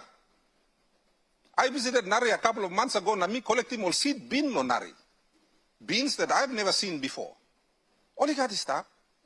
We hardly use Nari with all of their research and everything else. So, Mr. Speaker, suppose you me serious lo des law recommendations where stop lo yeah. Me hope also des law recommendations yeah. All by impacting all system where is supposed to deliver all des law results where now you me harim. Chemeni kamna deliver him lo yeah. Otherwise, and by me making nice plan talk. You me harim, you me yet, you me congratulate him, you me one plan arbla. Now tomorrow have tomorrow, it's still the same story. Out in our villages, out in our districts, out in our provinces. Something needs to change. And I challenge you, some UPLA, all front bench block government, all NEC members. UPLA sa sit down na. UPLA sa discussing all contracts, na awarding contracts, na deslagan or something. I think you need to spend a little more time considering how we can improve our systems. And then maybe a ministerial committee or I don't know how you want to do it, but come back and take a look at where the failure is. It's a systematic failure. While some of us are trying to do little things here and there, or try to straighten all area inside or district or province, the fact is we are not aggregating the data at a national scale. That's why I mean come up report block government. If you move to a block grant system, then under a block grant system, you can set your minimum threshold for one kind of achievement you like him lo over this law data now you may harim lo here yeah. And you task the provinces and the districts to solve them. And then you go down and measuring performance because if 20 provinces are doing well, that data will show at the national level. There's no point just carrying data here now. We are not able to disaggregate it and identify where the very serious issues are and then tackling them right at where they are. So if the problem is in civic, let's deal with it. If you know, five provinces have very serious issues in a particular area, let's deal with it. I have never seen a WASH program being delivered in my province, apart from the one that provincial government is working. And we are still doing it, and we are going to continue to do it. So, one day more, Desla, talk me making, I mean, no criticism. And I mean, no criticism, no one man. What we need is for the government front bench to lead the effort. Mibla olgata and backbench, I was a Mibla bilas tasol parliament. One them something, because big money, I'm staff, one them all ministers, one them all department blongol na, one them front bench block government. So time only go putting money, works a come up. So was only not putting money, but honey back na to, you play using DSIP, na PSIP lo work him. Na anda need lo PSIP, na DSIP, oh, got something Mibla need lo work him. I've got the magistrates coming to me and they want help. I've got CIS coming to me, they need help. I got the defense force in ECPIC that we have to put into the national budget. National government responsibilities. But they are in my province. Namibia got legal budget here. ECPIC is one of the poorest provinces in terms of its cash and its size. We are bigger than Fiji. But, people are still trying best, Nasta. And meanwhile, the people that spend the most money, some departments have more money than my province. Some districts get more money than my province, Mr. Speaker. So how are we supposed to deliver on some of these things if you guys are not going to, as Governor Powie says, function is stuff where putting money in Desla function. And then come down and measuring performance after you put the money to figure out if it's worked or not. Contribution Blomilo Desla report. Now I want to commend Governor Pakop and your team for a job well done. Thank you, Mr. Assistant Speaker.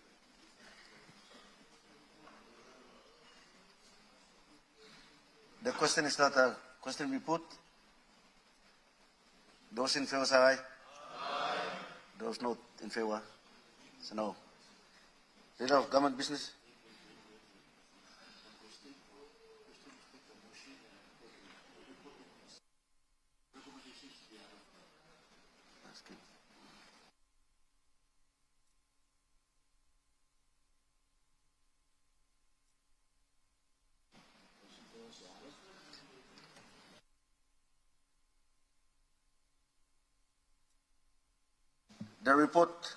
The report be adopted.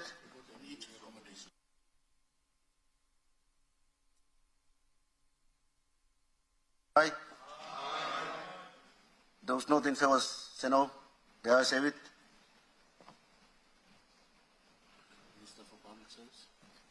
Minister for Public Service.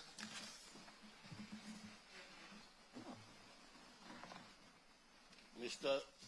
Assistant Speaker, pursuant to statute, I present the annual management report for the Department of Special Management ending 31st December 2025. Mr. Speaker, I ask leave the Parliament to make a statement in connection with the report. Is leave granted? Mr. Minister, make your speech.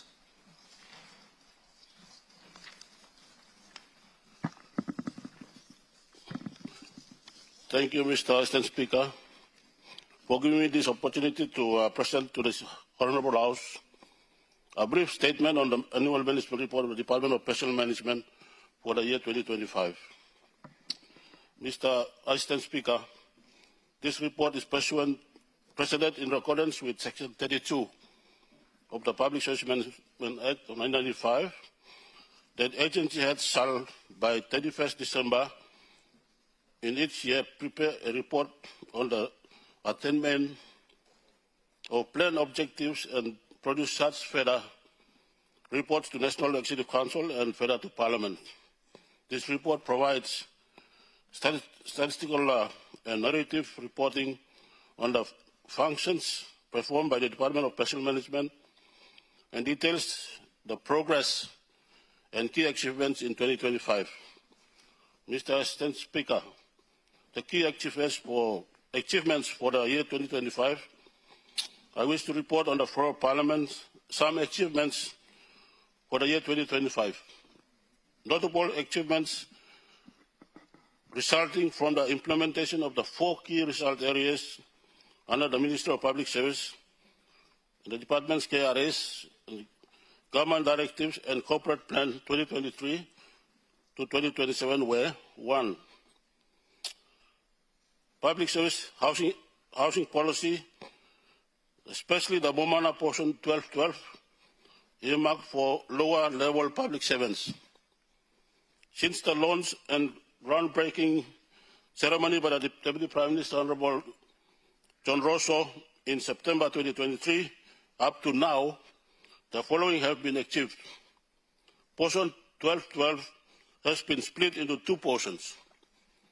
Portion 5747 for the general public servants and portion 5746 for the correctional service officers.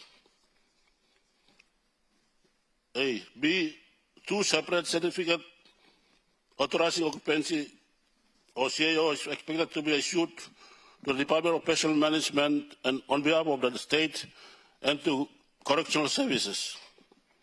This will allow application to the Land Board for a special purpose list title. This project will apply to public servants in NCD only.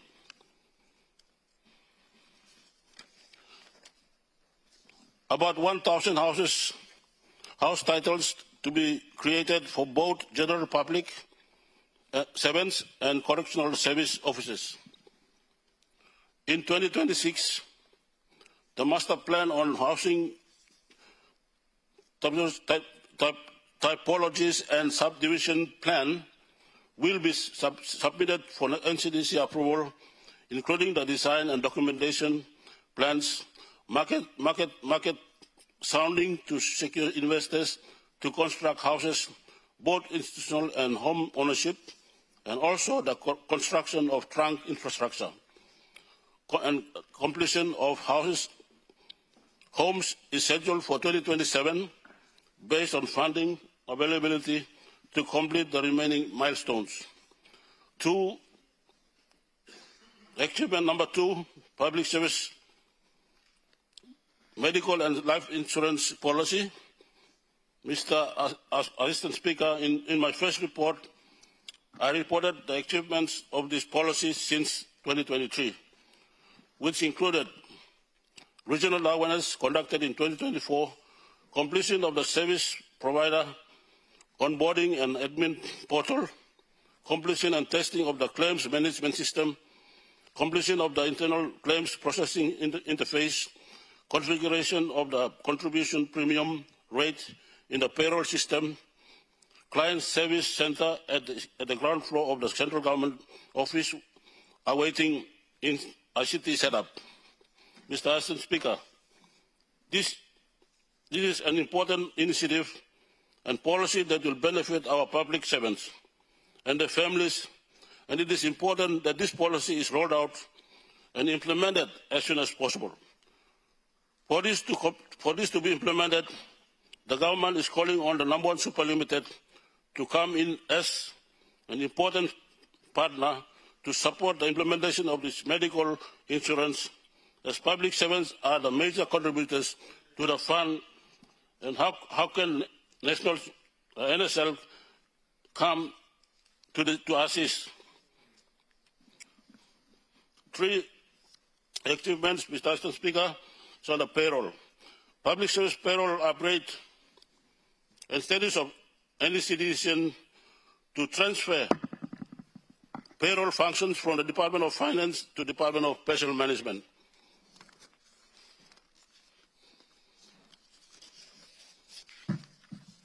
Mr. Assistant Speaker, in 2025 marked the constructural repositioning of payroll governance in Papua New Guinea, transitioning from fragmented oversight to centralized, data-driven, physically aligned payroll control under the Public Service Payroll Office. The following have been achieved so far: institutional establishment and governance, optimization operational of the Public Service Payroll Office under the Department of Personnel Management, implementation groundwork for NECDC number 302 of 2024, formal transfer of payroll monitoring, processing and configuration functions from the Department of Finance to the Department of Personnel Management, establishment of payroll governance and oversight framework, creation of structural reporting lines between payroll processing, payroll monitoring and payroll compliance. Whole of government payroll monitoring strategy, fortnightly monitoring model, formalization of interagency collaboration, DPM finance, treasury, planning, draft master service agreement for both service providers, Dayforce and GTTech ICT, draft sent to the Office of Solicitor General for legal opinion and advice. That was done in 2025, Mr. Assistant Speaker. Office space and readiness. Office space in the ground floor, on the ground floor, Tower B confirmed for occupancy in August 2025. payroll office local area network installed and configured, workstations installed and configured, 30 machines purchased for all staff installed and configured in workstations, network printer purchased, installed and configured, payroll monitoring and expenditure control, introduction of personal emoluments, PE, tracking and monitoring before pay releases, strengthening of payroll threshold reporting, negative pay excess payments and duplicate payments, reconfiguration of whole of government unattached offices and commencement of fortnightly monitoring of unattached employees register. Just on this note, Mr. Assistant Speaker, for the information of everyone, by the end of this year, all unattached officers will be automatically put on the payroll by the system itself. Improved visibility of wage bill trends across 150,000 plus public servants, alignment of payroll governance with Treasury fiscal sustainability framework. These are very important, Mr. Assistant Speaker, because some agencies, when they don't get the appropriation for manpower for the year, they run short within the year. Customized report for whole of government, work codes, monitoring and cleansing, development of fiscal amendments, personal amendments monitoring, PE dashboard framework, component 4. I think some governors and some ministers have access to this dashboard. Digital HR transformation, technical milestones, commencement of VSN upgrade project, pay HR system, version 12 to version 25. Upgrade planning for Oracle database, 11G to 19C. That's operational system, migration, application modernization, progress of HR workflow automation, termination calculator, contracts management, leave management automation, completion of data cleansing of PNG Defense Force as a blueprint, configuration, position, employee, biodata, employee occupancy, leave, and so on. Operationalization and official launch of GO3 e-recruitment pilot automation of general orders. Preparatory groundwork for General Order 13, salaries and allowances, and General Order 14, leave entitlements. A framework for a system configuration of salary structures implemented for PNG Defense Force and whole of government CPI increases. Infrastructure and hosting, Mr. Assistant Speaker, initiated infrastructure cut-over planning from GTTech Finance Environment to GTTech DPM Environment. NPC approval for single source procurement application, GTTech, ICT Limited and Dayforce Australia. Receipt of the ICT infrastructure audit into the Digitech ICT Limited, hosting infrastructure, data center, and pending issuance of certificate of compliance. Legal clearance processes commence with Office of the State Solicitor, Office of State Solicitor, that's for the master access users. And Mr. Assistant Speaker, development of transition roadmap for full custodianship of payroll system under the Department of Personnel Management. Workforce and transition management, structural transition plan for payroll, processing and monitoring staff movement from finance to DPM, application for review of STMA assessment framework for critical payroll technical staff, retention strategy designed to safeguard payroll continuity for the 150,000 plus employees.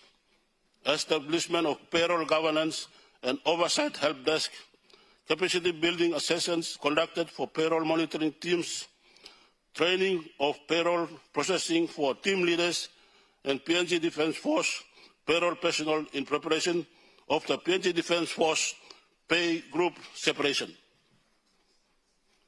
Data governance and integrity improvements, strengthen controls on position data validation, leave balances, salary configuration, organizational structures, enhanced audit trials without payroll configuration, reduction of payroll anomalies through proactive monitoring, customized payroll monitoring reports being used to monitor PNG Defence Force and also whole of government. Stakeholder and strategic alignment. Alignment of PSO operations with digital HR transition, program 2025 to 2027, MTDV4, HR development strategy plan 2020 to 2050, Digital Government Act of 2022, integration of Treasury fiscal oversight within payroll reform governance, strengthen project steering committee participation, DPM, Finance, Treasury, and Department of National Planning. Public service retirement exercise, Mr. Speaker, Mr. Assistant Speaker, in 2025 alone, 34 million kina was allocated to retire 495 public servants. From 40 agencies from 40 agencies, sorry. In 2026, a further 1,650 public servants will be retired at an estimated cost of 130 million kina. Since 2019, a total of 3,635 public servants have been officially retired at a total cost of 245 million kina up to the end of 2025. Additionally, since 2019, the state has paid over 200 million as the superannuation component, which is 8.4% state share for those retirees. Mr. Assistant Speaker, the retirement strategy over the last 5 years, in line with the government's decision, will come to an end at the end of this year. In 2027 onwards, all government agencies will budget for their own retirees in the budget plans and manage their own manpower as part of the workforce planning. Mr. Assistant Speaker, I want to take this time to thank the Mara Barroso government for giving this retirement exercise a priority since taking office in 2019. This has really helped in cleansing the system by paying out the retirees who deserve that exit and ensuring that the vacancies in key essential sectors like discipline forces, education and health are available for the new recruits. The result area for 5 achievement, number 5 is the return of HR powers to agencies. For this, Mr. Assistant Speaker, we want to governors and ministers to take note of this. On December 2023, the Secretary for the Department of Personnel Management successfully released HR powers to all agencies, and these powers become effective on 2nd January 2024. These powers are in the areas of creation of offices, recruitment, appointment and promotions, contract employment, training, discipline, resignation and retirement. Up to now, we have 7 agencies with HR powers still withheld with the Department of Personnel Management. These agencies are Southern Highlands Provincial Administration, Western Highlands Provincial Administration, New Island Provincial Administration, Central Provincial Administration, Simbu Provincial Administration, Jiwaka Provincial Administration, and Hela Provincial Administration. 3 agencies were recently given the HR powers after successfully fulfilling the HR audit requirements, and they include Meding Provincial Administration, Western Provincial Administration, and Oro Provincial Administration. It is important, Mr. Assistant Speaker, that the outstanding provincial administrations comply with HR audit findings and implement them accordingly before HR powers are given. Mr. Assistant Speaker, finally, in November 2025, the public service e-recruitment system was launched, and the Department of Personnel Management was used as a pilot agency to trial the system. The system was reviewed again in early 2026 and will soon be rolled out for all agencies to use. Additionally, any agency has e-recruitment online system, any agency has e-recruitment online system was also developed and is ready to be used in due course. And I am happy to say, Mr. Assistant Speaker, that my department will not be receiving any more paper applications and any more for executive positions. Mr. Assistant Speaker, applicants will now be able to apply online and launch the applications with 5 executive positions will now be piloted as departmental heads who will now be applying online and no longer using any more paper applications.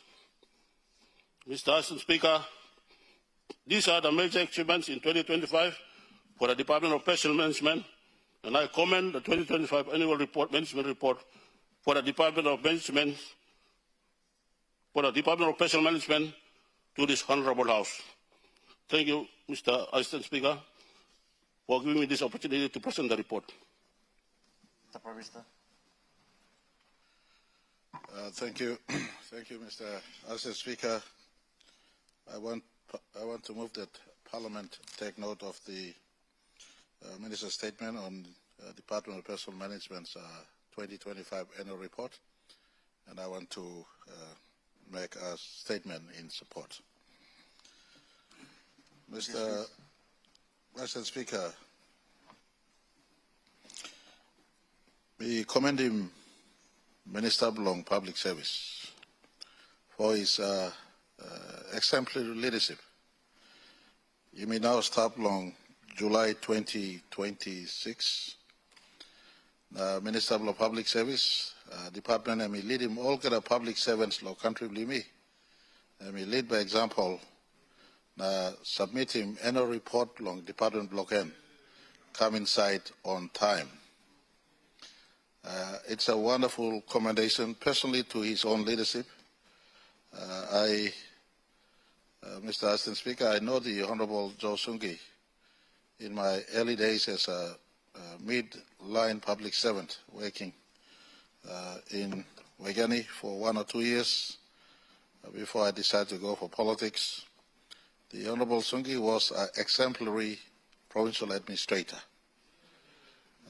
There was himself, there was Henry from Millen Bay, there was Tubad from East New Britain, there was Manasupe from Morobe, a few giants of public service who was serving distinctively in the provinces. And I want to commend Mr. Sungi, Honourable Sungi, for bringing that ethics into the public service work. Our country has lost and policies that could be stacked up to the moon and come back. It's really us getting to work and make it happen that matters for our children and the future of our country. If I could combine this statement in reply to the Minister's statement with the earlier paper also, if we all work wherever we are placed, whether at the district as chairman of district development authorities, or province as governors of the provinces, for ministers, as ministers of portfolios, or myself, as Prime Minister coordinating all our work, if all of us work, many milestones could have been moved or reached, and statistics could show better than where we are at present. But to the children of our country who are listening in, and others, that some work has happened, but not to the pace and speed that we all would have wanted. Hence, this Parliament continues to be at work. Mr. Assistant Speaker, I want to also place on record, and I've served 2 governments before my own government, since 2007 or 2008 when I was brought into cabinet.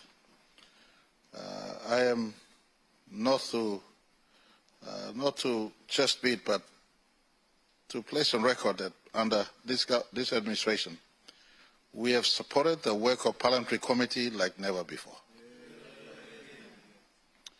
The Parliamentary Committee is an important function of our democracy. Parliament is not the national executive government. Parliament is the people's voice and people's house. Whilst the national executive government is sourced from the Parliament and an executive arm is created, but in my considered view, and I stand to be corrected in terms of the spirit of our Constitution, but I think that Parliament has one edge higher than the executive government.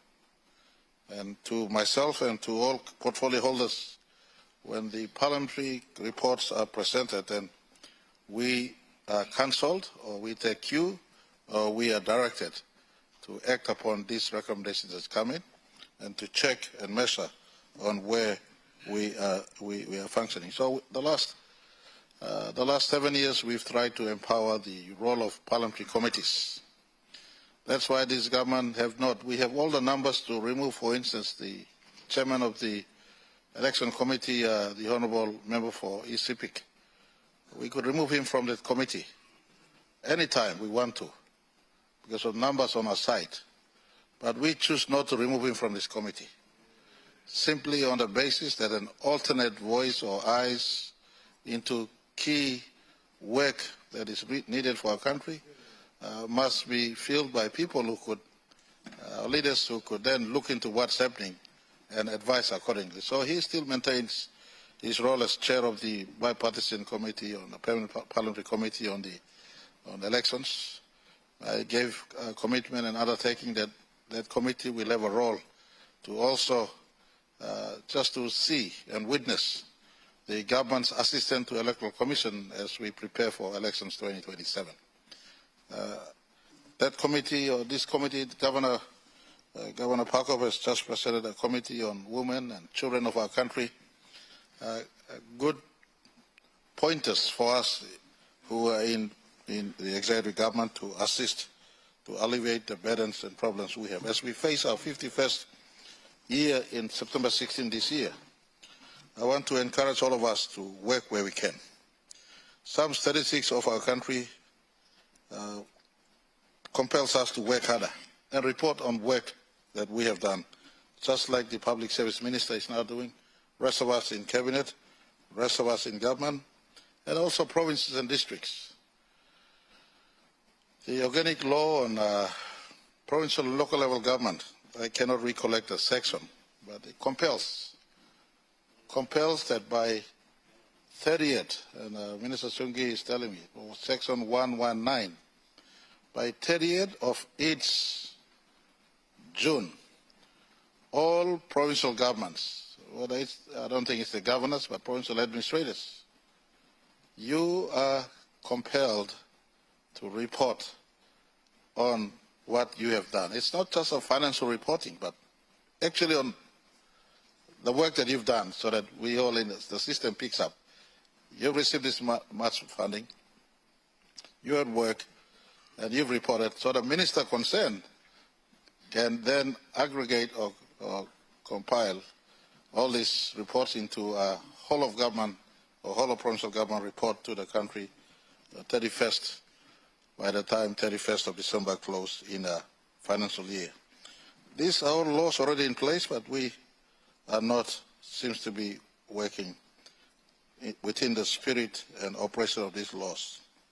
Our country, 58%, I am reading through a report right now, this report by World Bank on agri-food system transformation in Papua New Guinea, just released in June. One of the statistics I picked from this report says 58% of Papua New Guinea is under the age of 25. 58% of Papua New Guinea under the age of 25. So as leaders of our country, this should signal to us an urgency of work that we must all do in our different layers and areas of responsibilities we have. Of that, we also have the statistics where 85% of Papua New Guinea are in the rural areas. And it leads on to what Chairman Governor Pakop has alluded to in some of the statistics. And I just want to ask all of us in conclusion, wherever we are, we must work. National government alone will not work. National government is the policy setter. And we try our best to allocate resources equitably and equally right across. Our best structure to equally distribute resources is the DDAs and provincial government systems we have. The last 7 years, we've given over 10 billion kina, just at the average calculation of 10 million kina each to the 118 districts, plus a little bit more, if I could throw in a little bit, say 5 million kina each extra. Then at just a label, DSIP, PSIP, the last 7 years, over 10 billion kina of that has passed through, not to mention other PIPs, other recurrents like TFF, or money that provincial health authorities have received. Unfortunately, Provincial Health Authority, for instance, is one of the weakest, combined right across, one of the weakest body of public service who do not report, just like Department of Personal Management is reporting. Apparently another group, and I said earlier, the provincial administrators don't report, and I know my brother, Governor for Oro, asked Plasma and provincial local level government department to check. But I ask, if we check, are you going to report? Checking is one thing, but you on the ground to report up. Are you going to report? It is you who must initiate the report and submit. So I want to point to all of us as leaders as we stand right in the face of moving out of our 50th to our 51st year.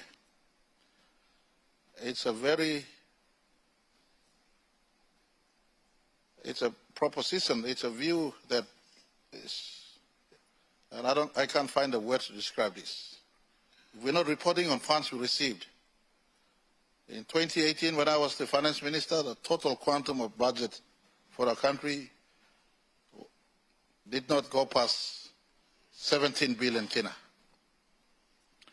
Last year, the funds of our country budget would have gone past 25, 26, if not 27 billion kina. Final budget outcome that obviously you ask a relevant question, when the treasurer does reply, you will see actually threshold of expenditure in 2025. 2026, we are operating at 30 billion kina budget. Now this goes to all Section 32 officers. Elected leaders, we sit as chair of DDA or chair of PEC, or we hold portfolios in our departments. But the actual Section 32 officers are department heads, provincial administrators, district CEOs. And I want to point to all public service heads and agency heads. If your leading department that employs you, the public service department, the Department of Personal Management, is now up to date in reporting on 2025 report, I beg to ask, what is it you're doing out there? And so come next week, Monday, I have asked those who have not reported for last year, do yourself a favor, you leave offices. You leave offices. In the national interest, to set the example, if I am asked to be hard on my ministers who are not Section 32 officers, then to all Section 32 officers. Some are serial offenders. They are qualified by their CVs, they apply, and so the process, DPM, PSC, and then Cabinet is fed the 3 shortlists. Right now for provincial administrators, you governors will be selecting them, or appointing them. So you are qualified to have lodged in your application in the first instance, Mr. Acting Speaker. And you know very well, one of the requirements of you doing your job is to report on what you've done the previous year. And so, Mr. Speaker, I want to conclude by appointing Public Service Minister, Department of Personnel Management as an example of work that is being done correctly. You don't only report on funds, but you report on work you've done, including personnel management. And if you have not reported, please do your country, do yourself a favor by leaving offices next week, because Cabinet on Monday will take in a paper that will call for, in the national interest, those who have not reported to leave office. And now, governors of provinces, as we ask your administrator too, I hope you have the audacity and comfort to know that you ask for more powers, and which is doing the right thing, your administrator has not reported. It's a two-way street. It's a tango that we must all engage in. We want to do the right thing for our country. Sometimes, if people like me are not ashamed to take blames and point to where it matters most, then all of us must accept that key people in our midst, the Section 32 officers, are not reporting like Secretary Ty Sanson and the department under Minister Sungi. Let's get to work, Mr. Speaker. Commendations to the Department of Personnel Management. Commendations to Minister Sungi. To the rest of us, let's step up the game. Thank you. The question is that question will be put. Those in favor say aye. Aye. Those not in favor say no. The ayes have it.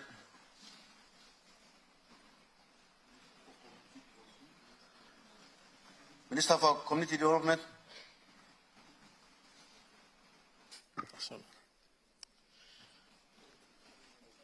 Acting Speaker, pursuant to statutes, I present the annual performance report of the National Office of Child and Family Services for the year 2025. Make your speech.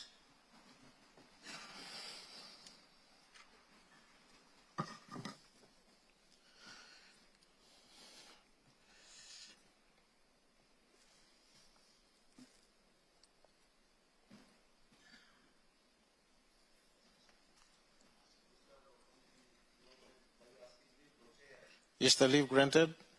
No, I seek leave.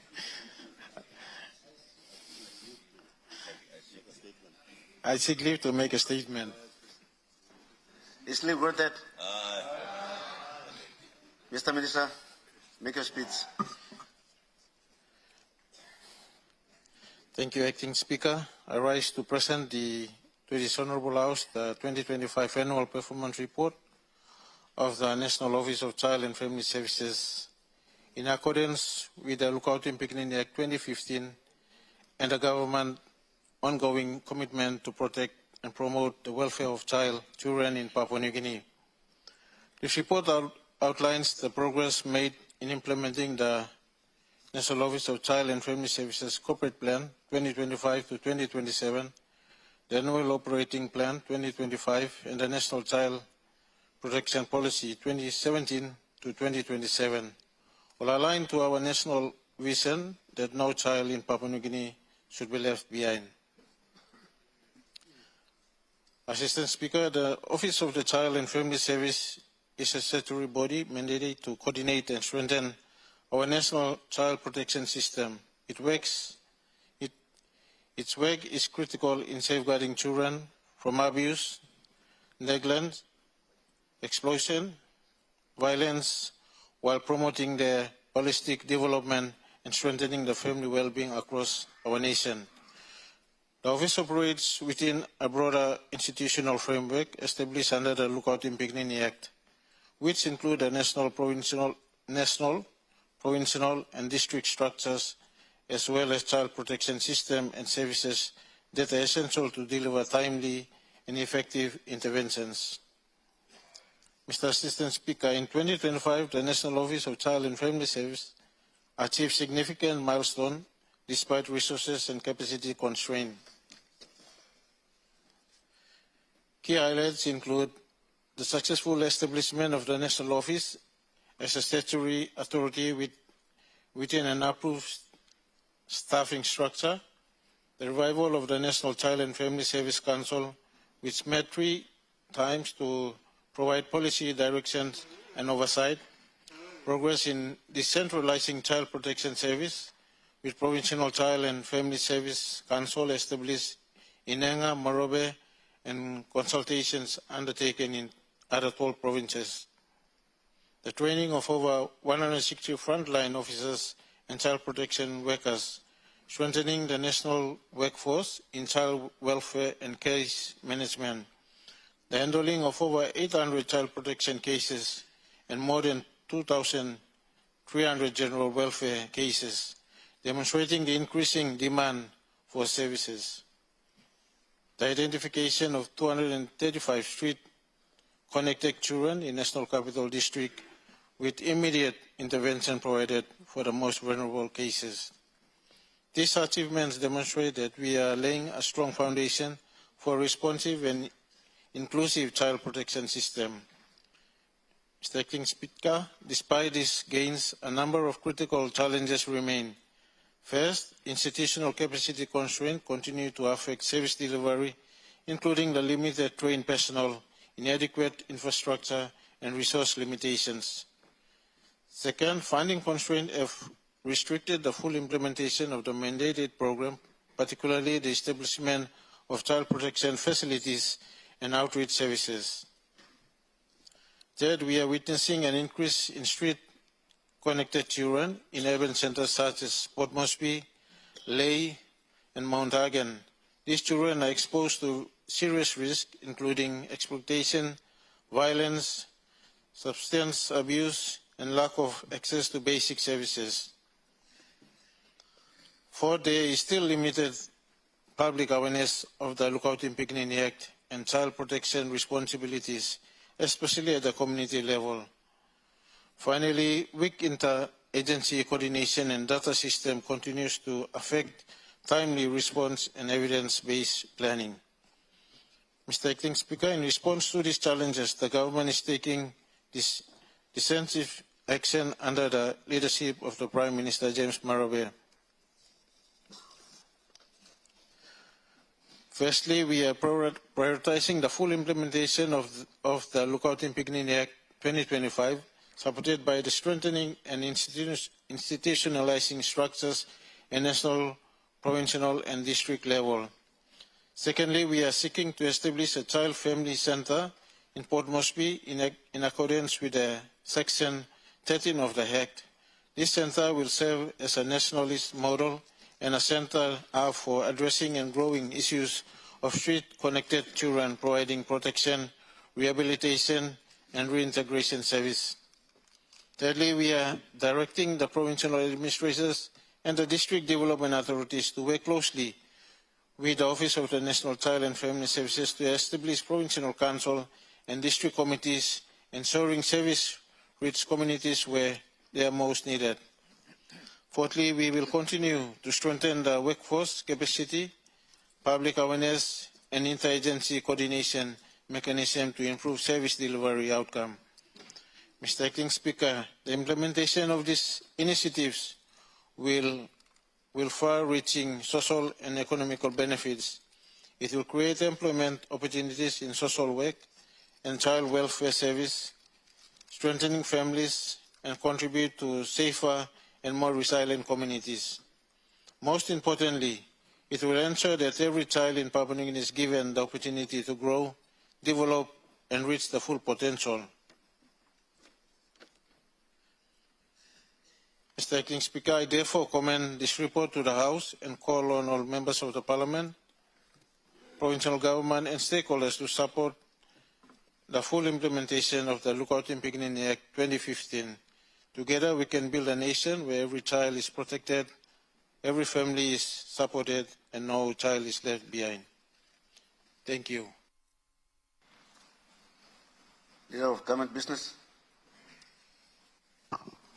Mr. Assistant Speaker, I move that Parliament take note of the paper and the debate be adjourned and made an order of the day of a subsequent sitting.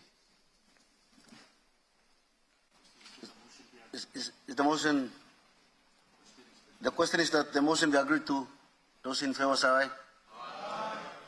Those not in favor say no. The ayes have it. Leader of Government Business. Assistant Speaker, I ask Leader of Parliament to move a motion without notice.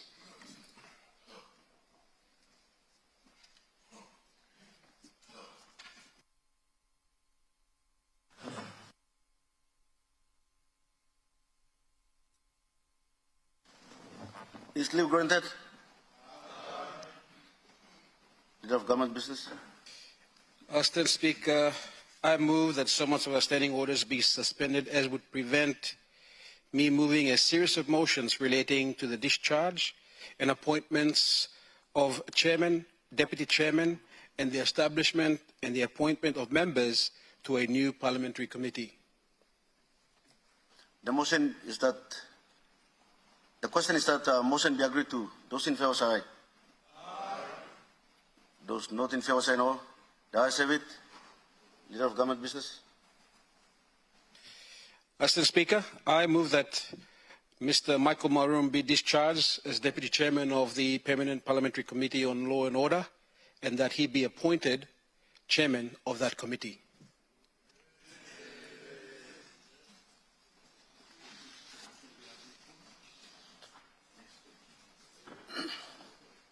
The question is that the motion be agreed to. Those in favor say aye. Aye.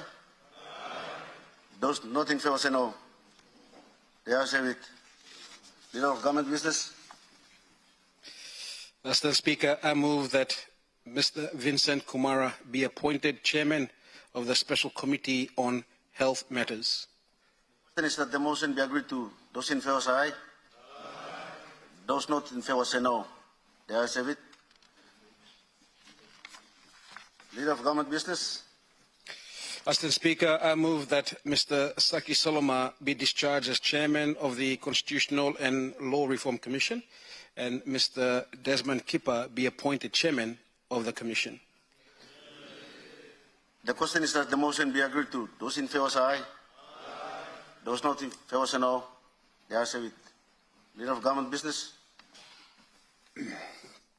Assistant Speaker, I move that this Parliament establishes a permanent parliamentary committee on financial integrity and anti-money laundering as an oversight mechanism to safeguard Papua New Guinea's financial system and national interests.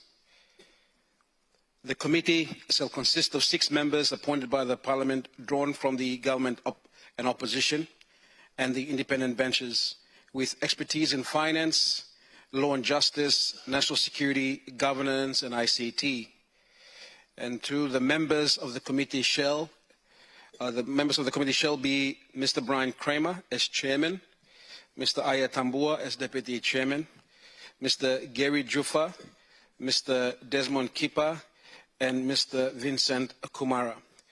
3, the quorum for a meeting of the committee shall be 3. The committee shall provide parliamentary oversight of any money laundering, counter-terrorism financing, counter-proliferation financing, financial crime investigations, asset recovery, financial ownership transparency, cyber-enabled financial crime, and compliance with international standards. Number 5, the objectives of the committee are to 1, review AML, CTF legislations and recommend reforms. 2, monitor the effectiveness of FASU, Bank of PNG, Police, ICAC, IRC, Customs and related agencies. 3, assess national financial crime risks. 4, strengthen PNG's compliance with FATF and APNG standards. And 5, promote transparency and accountability across public and private sectors. The functions of the committee are to 1, conduct inquiries into money laundering and illicit financial flows. 2, examine reports from regulatory and enforcement agencies. 3, hold public hearings and receive evidence. 4, recommend legislative and institutional reforms. And 5, monitor implementation of recommendations. The number 7, responsibility. The committee has the powers to 1, summons witnesses, require production of documents. 3, commission expert studies, conduct inspections and hearings, and receive confidential briefings where necessary. 8, the committee shall provide quarterly reports to Parliament and an annual report containing findings, recommendations, and national financial integrity outlook. And lastly, the strategic outcomes of the committee shall be to strengthen the AML-CTF regime, reduce corruption and illicit financial flows, improved international compliance ratings, enhance investor confidence, improve asset recovery and public accountability, and lastly, stronger national economic and security resilience.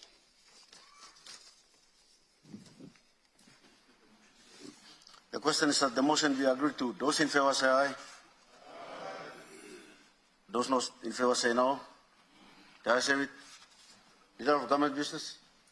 Mr. Speaker, I move that Parliament do now adjourn until tomorrow at 10 o'clock a.m. The question is that the motion be agreed to. Those in favor say aye. Those not in favor say no. The ayes have it. Honourable members, I now adjourn Parliament to 10 o'clock tomorrow morning.